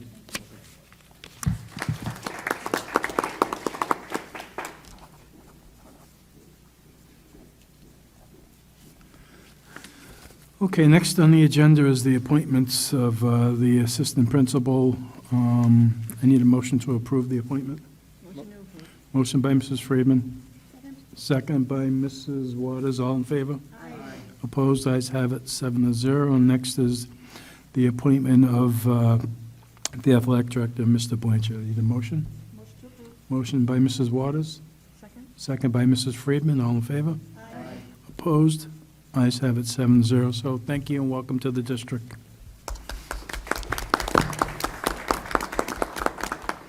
Next is discussion and/or vote to approve the Cumberland Public Schools renovation building committee stage 2 scope of work. So on Tuesday night, could you pass that down the block? So on Tuesday night, the Collier's Company in Toronto addressed the building committee up here in regards to the $83 million bond work that's been proposed. Mr. Torado is here tonight, I believe, to make a presentation to the school committee. This presentation was done on Tuesday night, and they'll give it to you in regards to what they're expecting. We need to vote on this if we're ready to move on, and they have until February to make the presentation to RIDE for the Stage 2 application. So the work is, they need to get a lot of work done in a short period of time. So, Mr. Torado, and Chris, do you have handouts for, so if you could.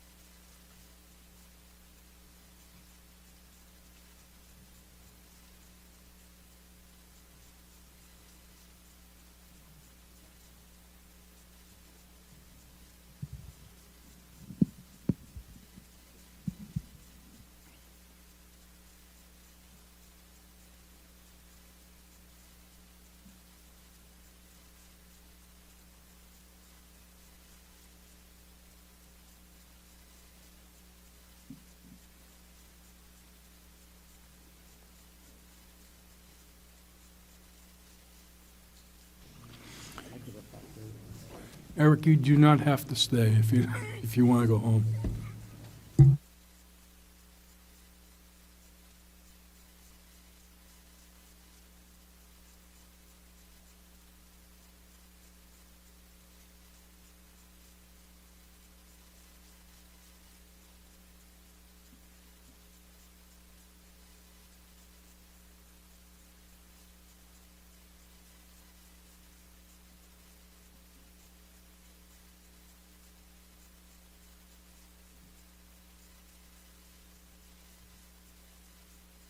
Sorry, Mr. Torado, we are ready for the presentation for the school committee.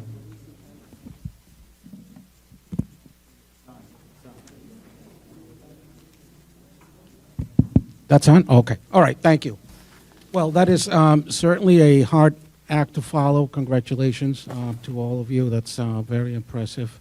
It's a pleasure to be here with you. It's a pleasure to be involved in this school district and be working with you all.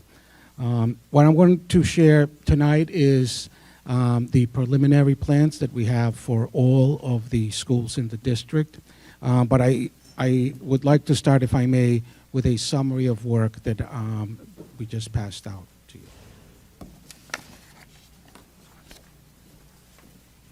So the summary of the scope of work is subdivided into the following three categories. Health and safety. The project will address all of the school's health and safety issues. They include ADA accessibility, building code, fire code, hazardous materials, security, mechanical, electrical, plumbing, fire alarm, emergency generators, structural, intercom, playgrounds, site conditions, roof, windows, and doors. Those are all the items that that are generally referred to as the Jacobs report and other items that we have identified. The next category is adequacy. The project includes work to address the adequacy and compliance with ride regulations as required to meet your peak enrollment. This category includes additions and renovations required by the size and number of classrooms to house the peak enrollment. Elementary schools that have cafeterias which are not conforming with the capacity to deliver the lunch program will receive new cafeterias and warming kitchens. The Success Project, which is a concentrated special needs program, which is currently located in a divided and inadequate two-floor layout, will be relocated to a centrally located school, which will provide a new single-floor layout with direct access to the outside for pickup and drop-off. In addition, additions at the elementary schools are designed as follows. Ashton Elementary School, addition to house kindergarten, first grade, and Success Program. Community Elementary School, addition to house 2 kindergarten classrooms, associated spaces, Da Vinci Room, cafeteria, and warming kitchen. Garvin Elementary School, addition to house Da Vinci Room, cafeteria, and warming kitchen. John McLaughlin Cumberland Hill Elementary School, addition to house 4th and 5th graders, learning commons, and special educational self-contained classrooms. Renovations at the transitional building at the high school to house pre-kindergarten school. Educational enhancements. This category is divided into 2 sections. Space for 21st century learning. The project includes designs for small learning commons, breakout rooms, media hubs, Da Vinci rooms for all elementary schools. At the middle schools, media centers, STEAM classrooms, and makerspace will be provided. Upgrading of specialized spaces. At the middle school, science labs will be completely renovated, as well as spaces such as the art room, music rooms, band rooms, and special needs areas. Career paths. At the high school, spaces will be renovated to accommodate career paths for visual arts, IT, robotics, Project Lead the Way, and law and public safety. General renovations. The elementary schools and middle schools will receive general renovations to enhance the learning environment. Swing space. The project includes renovations to the first floor of the transitional building in order for it to be used as a swing space as required by the elementary school projects. And then I know that there had been some interest as to what the breakdown of these projects may be compared to the total project cost. And so the second handout that we provided is a project cost summary, work category summary, and it's divided into the 3 categories that we just summarized the work to be. The 3rd category, I thought there might be some interest in understanding how that is further broken down.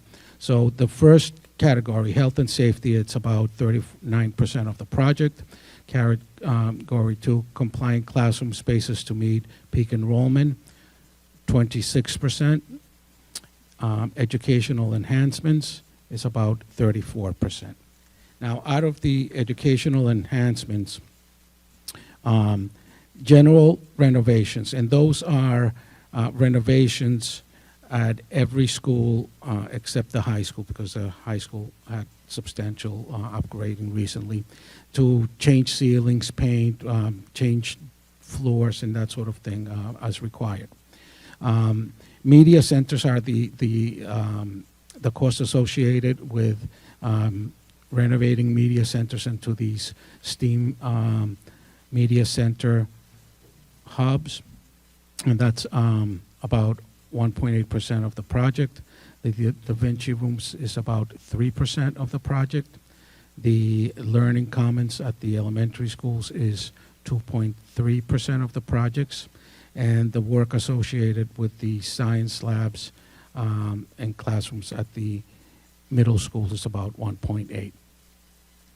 Then in the next category, for the career paths, and really what we meant to do is identify the work that was going to be done at the transitional building.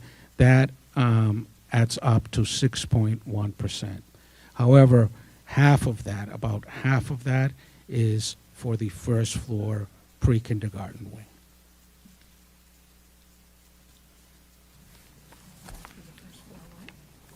Pre-K. All right, Mr. Toronto, could you bring us through page 1 and talk about the enrollments?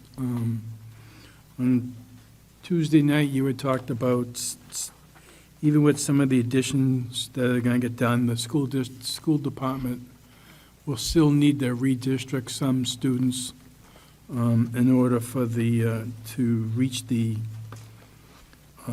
maximum proposed capacity. I wonder if you could just go through those numbers of what you think the enrollments will be at Ashton through the McLaughlin School, please. That was page 1 of your presentation. Yes. So I think that you're all somewhat familiar with this chart. This is the same chart that we presented last time we were here. And it summarizes the number of classrooms that are required to meet your peak enrollment. And that number is arrived by utilizing the maximum classroom size that is allowed by your teacher's contract. So that's subdivided into each one of the schools, and the goal was to try to even out, distribute proportionately to each one of the schools. So at Ashton School, the project currently has a three-track school. It has a proposed capacity of 432 and a projected enrollment of 327. B.F. Norton is a 2-track with 2 transitional classrooms. It has a proposed capacity of 338 with an expected peak enrollment of 295. Community goes from a 5-track to a 4-track. It will have a capacity of 576 with a projected peak enrollment of 633. Garvin is a 3-track. It has a proposed capacity of 432 with a peak enrollment of 408.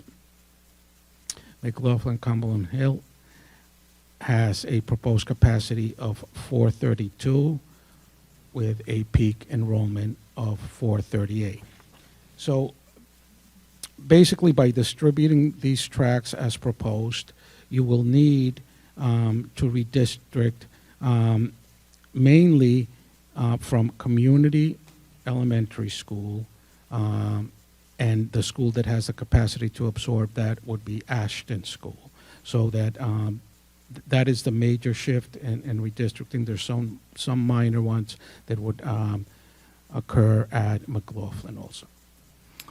Now, maybe the superintendent can answer this question. I know you looked at the district looked at some of the children that were attending community school, but they were going there because their own homeschool didn't have room for them. So would it be fair to say that some of the redistricting for community school would make up a good portion of those children that are not going to the school that they should be today anyways?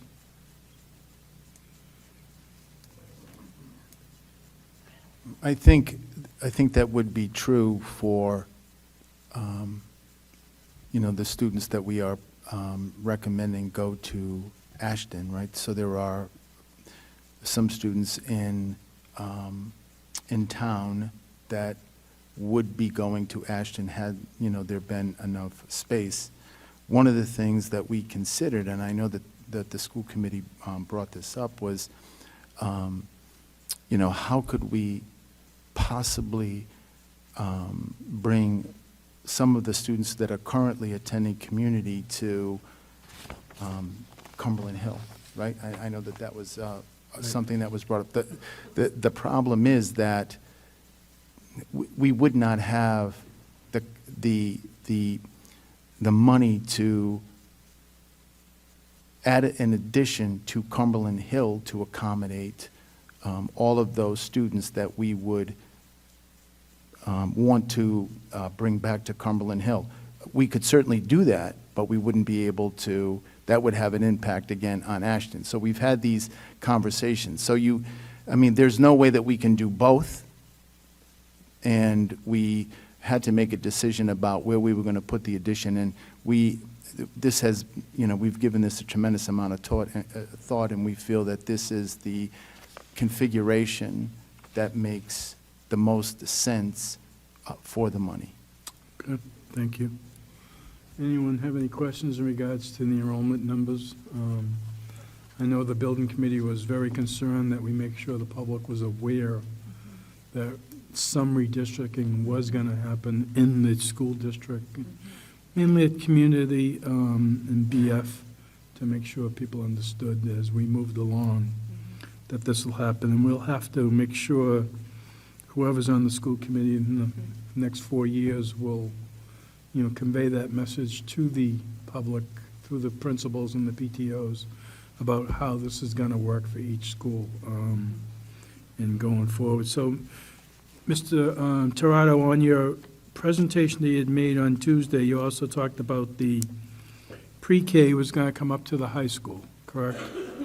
That's correct. The pre-K will be at the lower level of the transitional. The first floor as you walk in. Okay, yes.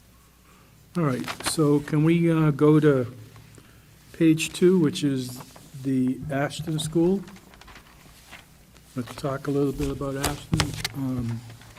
Yes, thank you. If I may, I just want to mention that we have met with all of the principals at the elementary level, middle school level. They've been incredibly cooperative and helpful through this whole process, as well as the central office. We've had a number of meetings with them.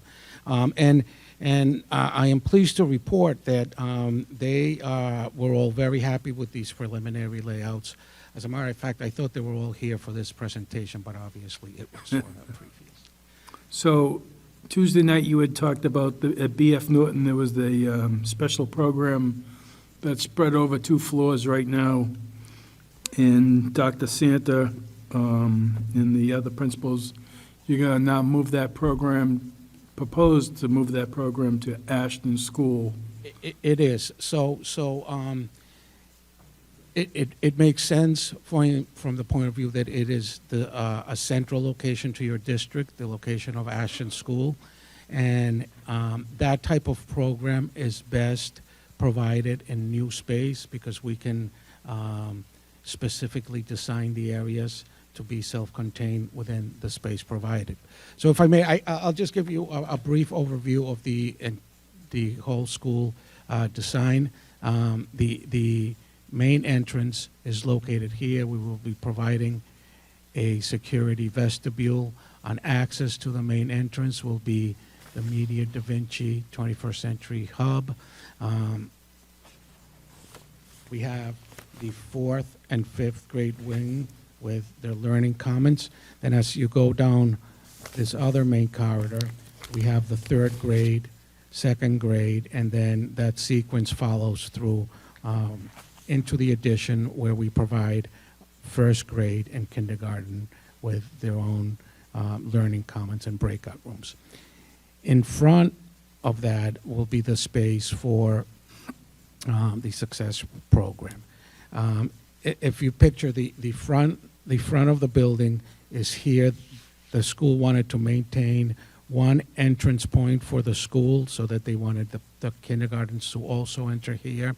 So then the Success Program is laid out so that this will provide a drop-off area, a circular drive access that where students can be easily dropped off and picked up from that point.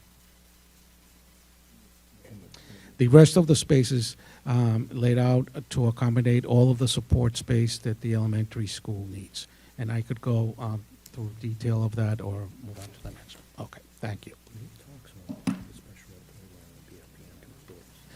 BF Norton, the lower level is located There's no one for? here.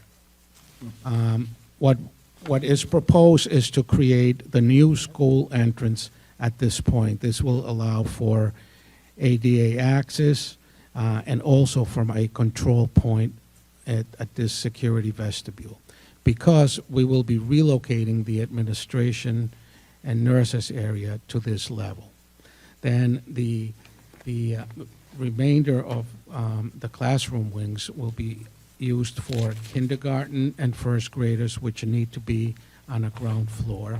And we wanted to make sure that we provided one of those transitional classrooms at this level so that in case the bump happened at the K or pre-K, you would have that additional classroom to be used for that. On the second floor, we have the media center and Da Vinci rooms, and we have the second and third graders with their learning commons. The upper floor, we have the fourth and fifth graders with learning commons. And again, all the support spaces are accommodated in the school. Yeah. All right, so, Mr. Torado, I know after Tuesday's meeting, Mrs. Friedman did have a question about the being two-track school at BF Norton. And you and I had a conversation the other day about some of those rooms that you had talked about, the learning commons areas, could get converted down the road if we needed to make BF Norton a three-track school? Absolutely. So what I would suggest, based on the sequence of construction that will be developed, before the Stage 3 design for BF Norton starts, we should revisit what the enrollment is. If you've had higher than expected or less of a decrease, then that's the time to be able to accommodate that. So test scores improvement could probably change that down the road when we're ready to do BF Norton. And RIDE would allow us to make those changes? I think with new enrollment data, absolutely. Okay. All right, does anyone have any questions in regards to BF Norton, in regards to this proposed plan? Now, it's our understanding that we were told on Tuesday by representatives from RIDE that changes, if a wall had to be moved or something, could happen all the way up until February for a submittal. Once they get down to the drawings and everything put to paper, if something had to change, it could change, would change. That nothing dramatic would change here from what the school committee is looking at now. So I just want all the school committee members to be aware of that in that presentation. And RIDE representatives were at the meeting to talk about that as well. Okay, Mr. Torado, can we go to, which school would you like to go to next? Community? Community. All right, so community is one of those schools that's going to get an addition to the school, and even though we're doing the addition, it's still going to have too many children, so this is going to get redistricted down the road, and the parents will have to get involved. So if you could go through that plan, please. Yeah, so the main entrance to the building is here. We provide a new security vestibule, and a portion of the administration, administrative portion of the administration will be located here so they can have direct supervision and control of that security vestibule. From this entrance, we plan to design this area so that it overlooks a portion of the lower level, which will have a media center and Da Vinci rooms. Then this wing will be the fourth and fifth grade wing with the learning commons. This is the first graders, and then going down the corridor, we have existing kindergarten rooms, which we will reuse. The addition will incorporate new kindergarten room, a small learning commons for them. the venture room, cafeteria with a warming kitchen, and then the second floor provides space for the third graders and the second graders with their own learning commons. Mr. Toronto, is the plan still to create a new drop-off area in the back of the school of community for busing? No, we had long discussions on this. The busing drop-off, we expect will continue to be done in the front of the building. What we will be providing is a bus staging area where buses can park and queue up to be able to drive up to the school. In the back of the building, we will provide a new parent drive that loops around the front and adjacent to the cafeteria so that they'll be able to have easy drop-off and pick-up at two locations. All right, so I'm confused. So it was the new parent drop-off area and the buses that get stacked out front? That's right. Okay. Yes. And we will come back to you with those specific site plans for each one of the buildings. Okay. Does anyone have any questions in regards to community? I think it's a good thing for community. I mean, the cafeteria is in the basement. We can't even use it for the Alpha Best program, and by moving it out and we don't go from 6 lunch periods, we'll be bringing that down by creating this new cafeteria area. So I think that'll be good for the school district in the long run. I mean, children shouldn't be doing lunch, six different groups. All right, Mr. Toronto, let's move to Garvin. That's the next one.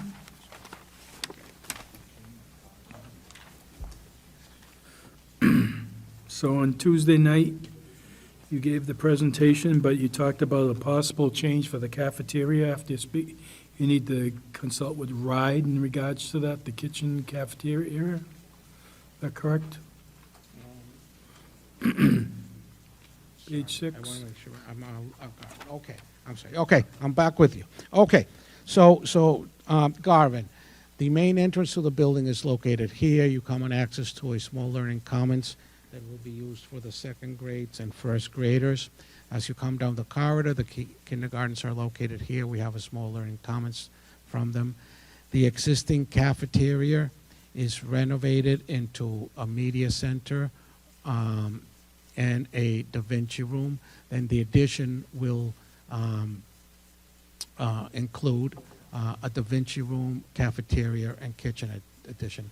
I think that what I was referring to is that one of the comments that Wright made was that we might consider flipping the kitchen here and the cafeteria out there. I want to have further discussions with them. What we have in mind is creating a really flexible Da Vinci room here where it could be opened up to either the media center or the cafeteria to allow for a large project. Okay. So we just need to go through the plans with them. Okay, so something could change in regards to that, but not the full scope of the building. No, I think what is true for every building, that we're going to start going down the road of getting some site surveys and soil testings and meeting with RIDE, further developing the plan. So these are subject to change. The scope of the work is not going to change. The function of the school is not going to change, but some things may move back and forth as that process begins. Okay. Now, if we could go to the second floor for Garvin. We have, I see you're going to move the some third, fourth, and fifth grade classes up. They'll be up on the second floor. And fifth graders will be upstairs Right. also. They would have their learning commons. And you have here, on the right-hand corner, it says, no stair continuity, parent drop-off, not ADA. So, explain that. It's notes from existing conditions. So what we do is we overlay existing condition drawings to provide the new layouts. Those are all issues that we're going to be addressing and fixing. Police station. Yeah. Okay. Anyone have any questions in regards to Garvin at the moment? Okay. Next is page 8, which is JJM. Now, having a conversation with you the other day, you talked about maybe flipping the addition, that ride questioned in regards to let the... me just go through this, through the current design, if I may. All right, The existing entrance is here, and again, like in the other schools, we try to put on access the media center, Da Vinci rooms.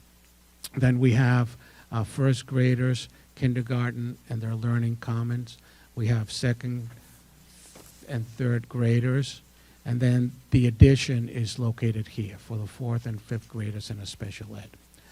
So one of the comments that Wright had, and again, it wasn't through a formal review process, was that this felt like it was kind of distant from the rest of the school. So a thought that we've had, and we're going to explore a number of options, is that instead of adding this here, we add it up here. And then make a connection to this corridor. And I think that also will be beneficial in that the buses drop off on this side of the building, parents drop off on this side, and what we're proposing in our site plans is to have a parent drop-off loop right here, so it would be very convenient for supervision and then distribution throughout the school. So this is probably the largest possible change.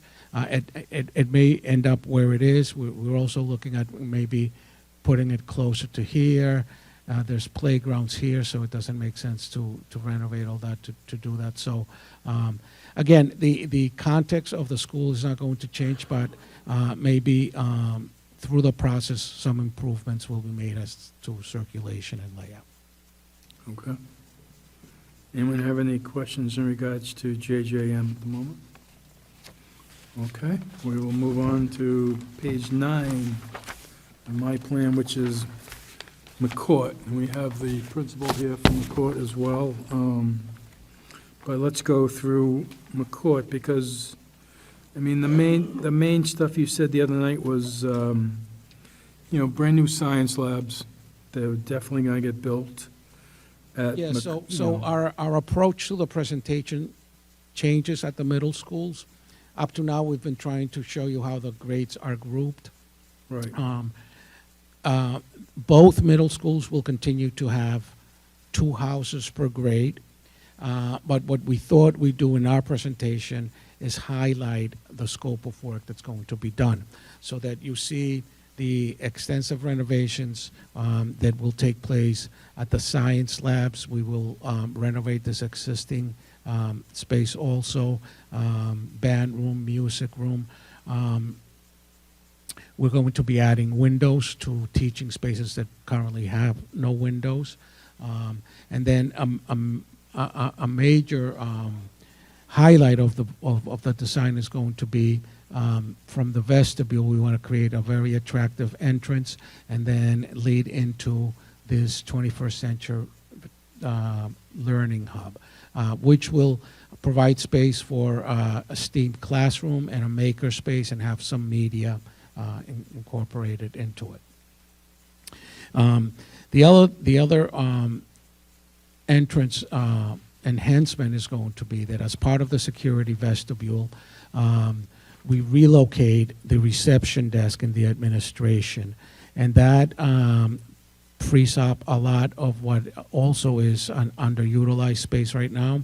So what we're proposing is designing a new conference room and assistant principal, which will go at the perimeter of the building and consolidate all those functions there. The rest of the building will receive the aesthetic enhancements, ceilings, painting. There's a lot of associated mechanical plumbing work that also goes through the whole school, and we have a long list of work that's going to be there. But that kind of summarizes the general work there. And basically the same story as for North Middle School. We will be gutting and renovating all of the science labs, science classrooms. We will be providing a new security entrance, new elevator, and creating this 21st century learning space with STEAM and maker space at the media center location. So North Cumberland gets that entrance renovated completely, so it's Yeah, we're ADA. very excited about how great it's going to be. We won the curb appeal, the wow effect when parents come in, visitors come in, and so we're going to have a new entrance canopy, security vestibule control point. But then when you go into the building, we're going to open up the existing solid wall between the library and entrance to create a more transparent, glassy look so that when you come in, you'll be able to see what's happening inside of the media center STEAM room and kind of upgrade all that going right into the administration area. Okay. Anyone have any questions in regards to North Cumberland Middle School at the moment? Okay, let's go on to the high school, which is page 11 on my sheet, which is we're going to start right in front of the building, I guess, where the auditorium, main entrances, lobby, et cetera. Yes, the main entrance is here. This is the old gym, if you will, renovated art room. So these spaces are identified to be part of the visual arts career path. Relatively minor renovation is required to make that happen. The same is true of this wing, which will be the IT and visual arts. At the other end of the building, what our security upgrade proposal has is to have the drop-off lane in front of the building close by a couple of electronically controlled gates so that the space between the existing high school entrance and the fitness building becomes a courtyard for the students. And then we create a new visitors entrance at the side of the building. And then included in that work is a relocation of some of the administration area. The part of this program that we have not nailed down is what happens to the remainder of that wing. I think that the high school administration needs some time to think about options of who they're going to relocate to that area and then what effect that has on other portions of the administration area. Okay. And then on the robotics career path is located at this level of the building, at this end, and relatively minor renovations to these two classrooms, but more extensive renovations to create a lab space for them in this location. We reviewed this with the from a maintenance staff and what's being stored there and the rest of the function of that wing, and it all seems to be very workable and easily accommodated.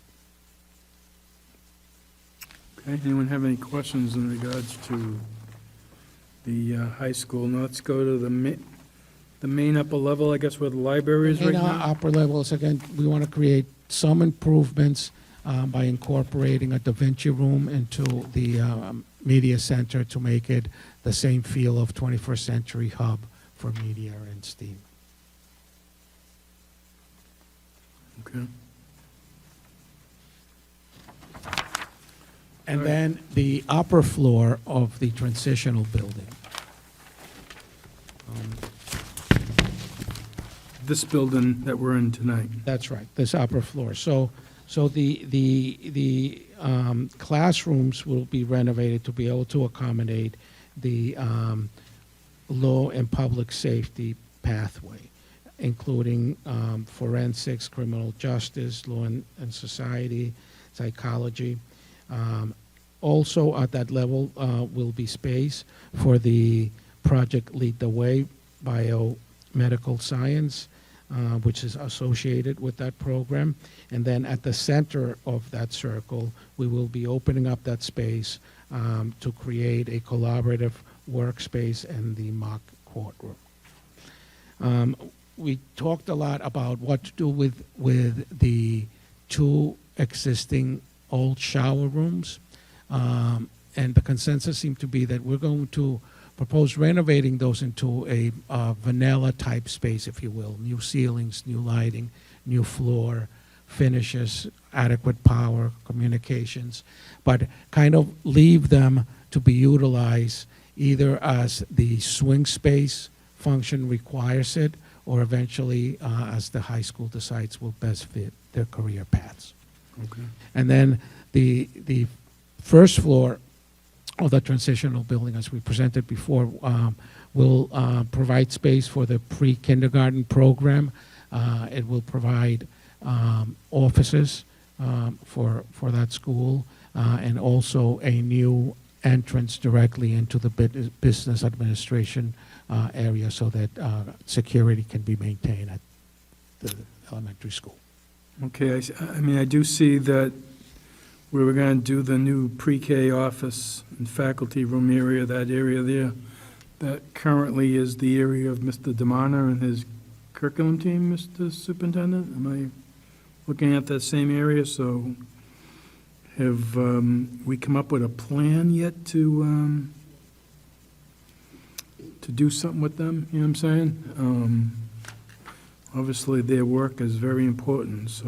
One of those vanilla rooms, it would be available. They're large, very flexible, natural light. Okay. But we can discuss that with them. Mm. Obviously, what we're presenting tonight is basically the direction of the project. Right. A lot of adjustments have to be made. It's part of the process, and it's what we expect happens during stage 2. Okay.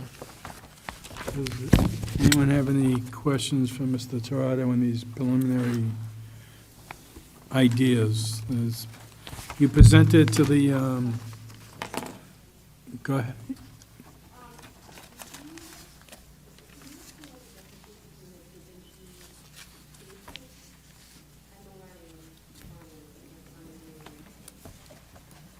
So they're both based on 21st century learning, project-based learning spaces. And so the idea is to create very flexible spaces that could be used for art or STEAM or STEM, that have the adequate utility, sinks, storage, electrical,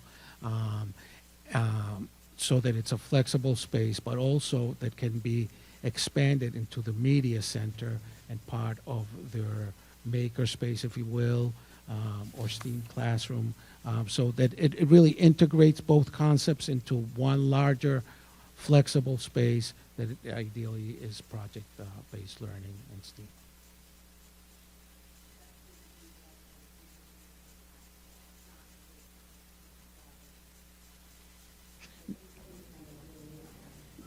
No, not at that level. I wouldn't expect that at that level.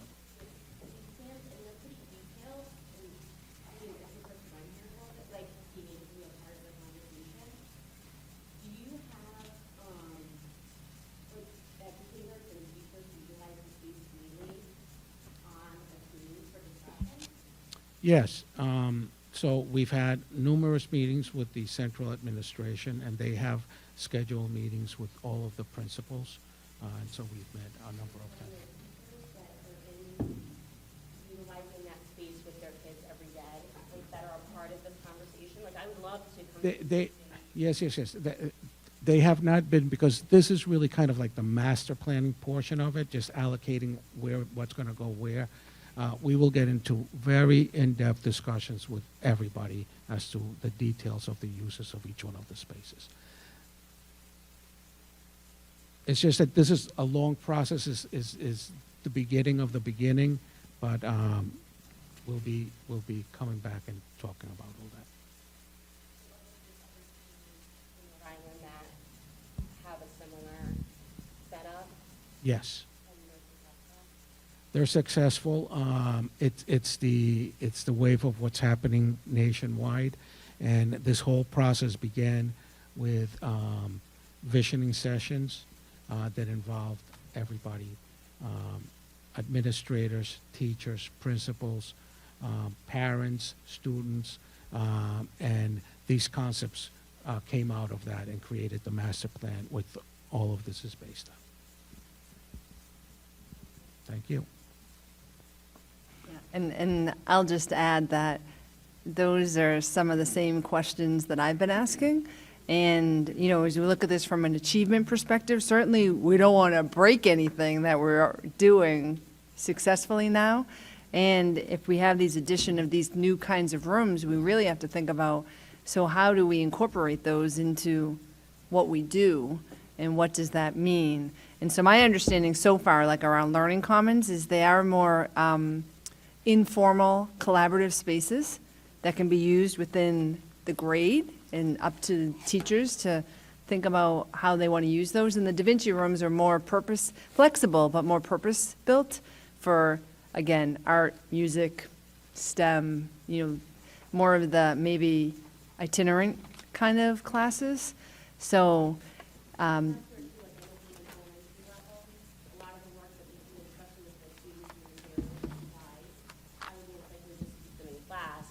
like that common learning space was large enough to house a cohort of Right. like we're at half right now, we're at 75 kids.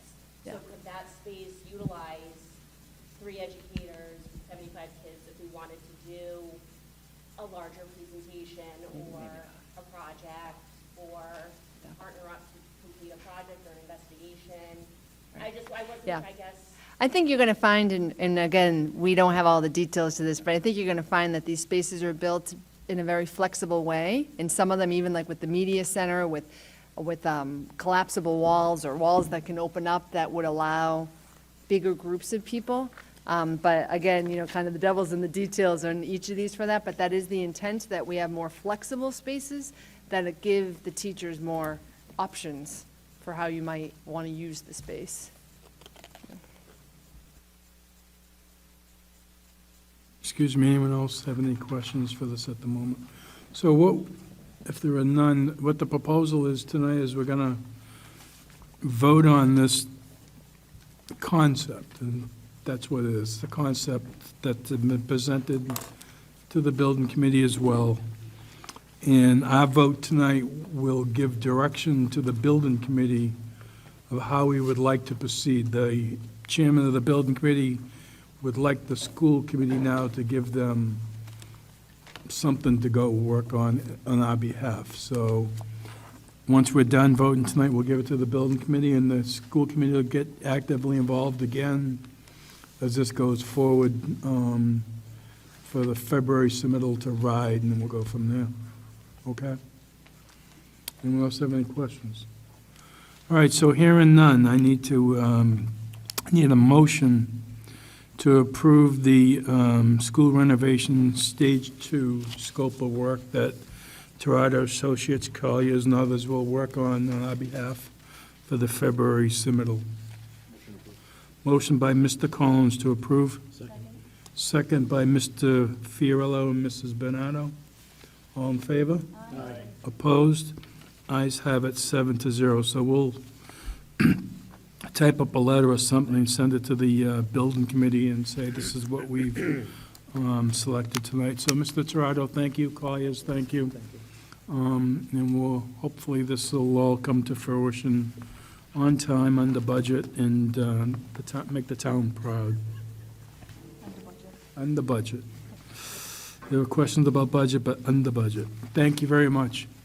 All right, so next on the agenda, I had asked to be put on this discussion of Durham transportation missed bus runs. I don't know if you're on the same email tree that I get from some of the principals, and we're doubling up buses, and we're seeing parents that children aren't coming home till 5 o'clock, and it's getting very frustrating with Durham. You know, the superintendent, myself, have attended many meetings during the day to deal with these issues, and I don't know what the answer is. I had hoped maybe it was our afternoon runs were causing all this trouble, at the elementary schools in the afternoon. I'm not sure what it is. I reached out to Councilor Kinch. I says, all right, what can we do if we wanted to go into our own minivan busing and move the athletic kids and free up buses? And we can only move 14 children at a time in a van. That's it. And every person that operated that van would have to have a coach license, which was not that difficult to get, but we have 2 years left in Durham, and I don't think that this year is going to get any better until the last day of school, when they don't have to come no more, because Durham just can't find the people, hire the people, or retain the people. I've heard 30-odd people that used to work for Durham now work for First Student. As a district, we've got to get our hands on this, and it's so frustrating. I mean, maybe it's, instead of we're letting kids out at 3 o'clock in the afternoon or 3:30, maybe the school district should have after-school programs going on till 4 or 5 o'clock. I mean, it'd be cheaper than not giving the money to Durham. I mean, right now, checking with the business manager, the credit supposedly for all these missed runs for the last 90 days is about $14,000, which cannot be correct. No way that, Durham's only going to lose $14,000. Every minute lost, and a kid getting to school late is a minute lost in, education. And we're going to put it on the agenda again because we have to deal with this. I don't know if we even have to keep Durham around for the athletic programs in the afternoon. Why can't we hire a charter company that maybe wants to come and do the business? Because they can't do it. They leave our children in South Kingston and go back and do a route for BVP or the Mayoral Academy there in Providence and say, too bad. We see the comments. They're rude. They don't answer the phone. We don't have enough help. And I just don't want this to fall by the wayside. Again, I did put on here about the minivan fleet. It doesn't seem like it's something we could do because 14 kids is not going to be enough for a team. But maybe we have to look at hiring our own school buses, having our own school buses in the afternoon and paying people that would come work for the Cumberland School District who are going to be part of the Rhode Island pension plan down the road or something, and we do something like that. But we can't continue with Durham. There'll be 2 more years, it's going to be a nightmare. And then they're going to be the cheapest bidder that comes around again. And I don't know how you all feel about that, but we have to do something. That was my item here for item number F and G in regards to the buses. I appreciate Mr. Kinch.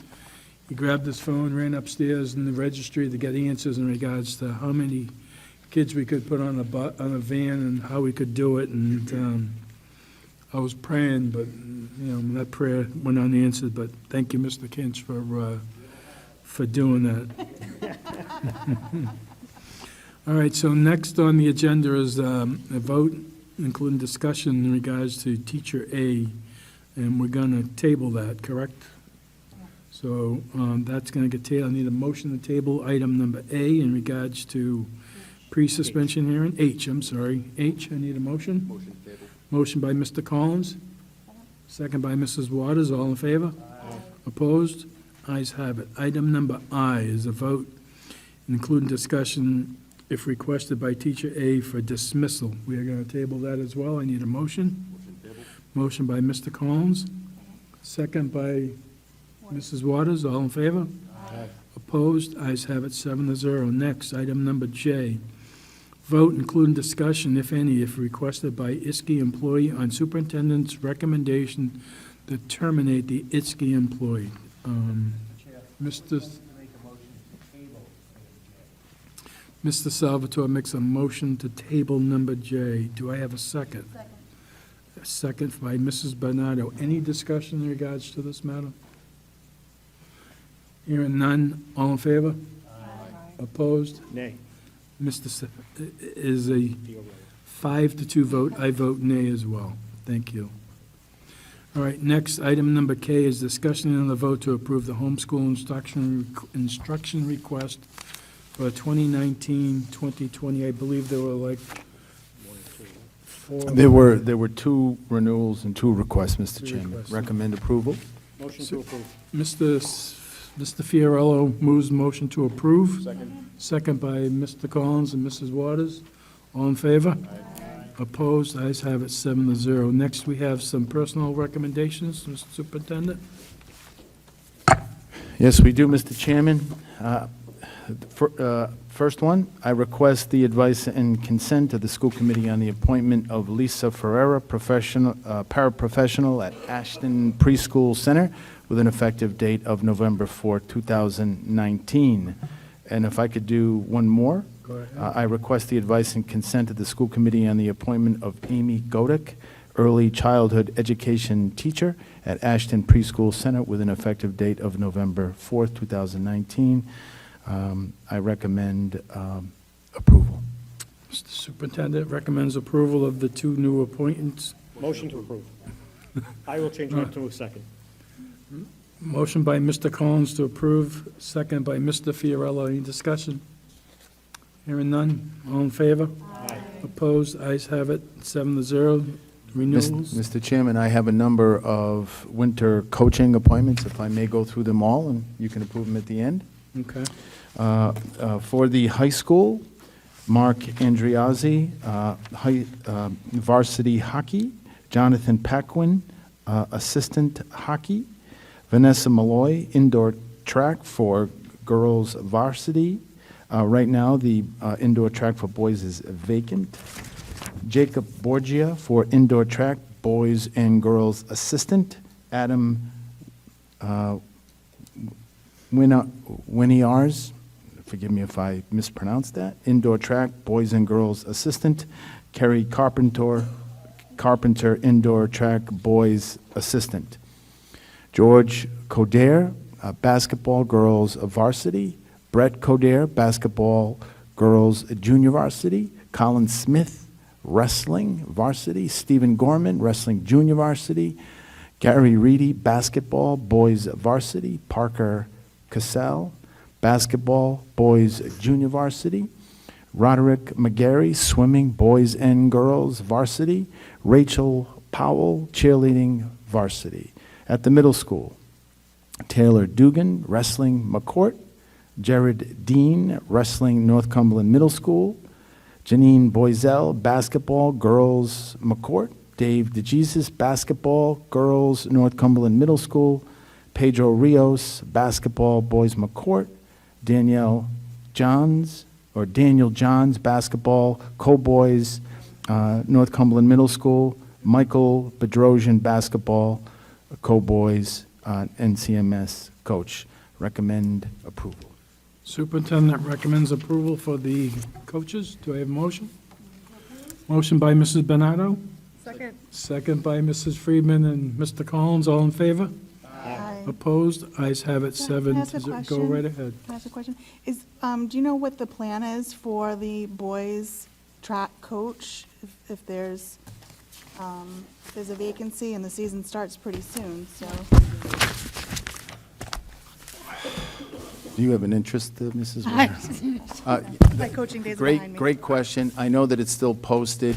I'm hoping that, with the new AD, we can, find someone to fill that position. But I think we know we need to fill that position. I think that coaches will band together to make sure that there is someone there to provide the team with the supervision that's necessary, but we're still working on that.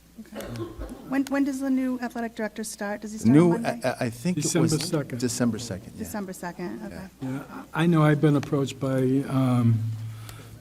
Mr. Kenwood out as well, and Yeah. it is, I was hoping Mr. Denon would volunteer since he's quite at the track meets anyways, but he left before I could pinch him. But it is a big deal. I mean, It's actually a very big deal. So, We have a tremendous amount of talent Right. in Cumberland in track. all right, next is school committee comments, school liaison reports. Anyone have any comments or reports? Mr. Fiorello does. I just wanted to mention again the issue of the photocopying going on in the district. I think we can all agree that we need to reduce the number of photocopies, but we also need to acknowledge the reason why we're making all those copies, as Mrs. Friedman mentioned earlier, we are photocopying a lot of worksheets that maybe we can find different ways of handling. Also, in a conversation I had with Mr. Chandler, he pointed out some changes in the Google Docs that has resulted in the need to create a lot more photocopies than we were making in previous years. But it is an issue that we need to address, and I think it's incorrect to point any blame at the teachers who are really just doing the work that they need to do and provide the students with all of the materials they need to access the curriculum. Also, I think we should really do a really good cost analysis of what's going to save us most money down the road and figure that all out. Thank you. Mr. Fiorello, I agree with you 100%. The teachers are not to blame. Motion to adjourn. So, with that being said, anyone else have any comments? Hearing none, I need a motion to adjourn. By Mr. Fiorello, seconded by the entire school committee here tonight. All in favor? Aye. Opposed? Ayes have it, 7-0. Thank you, everyone.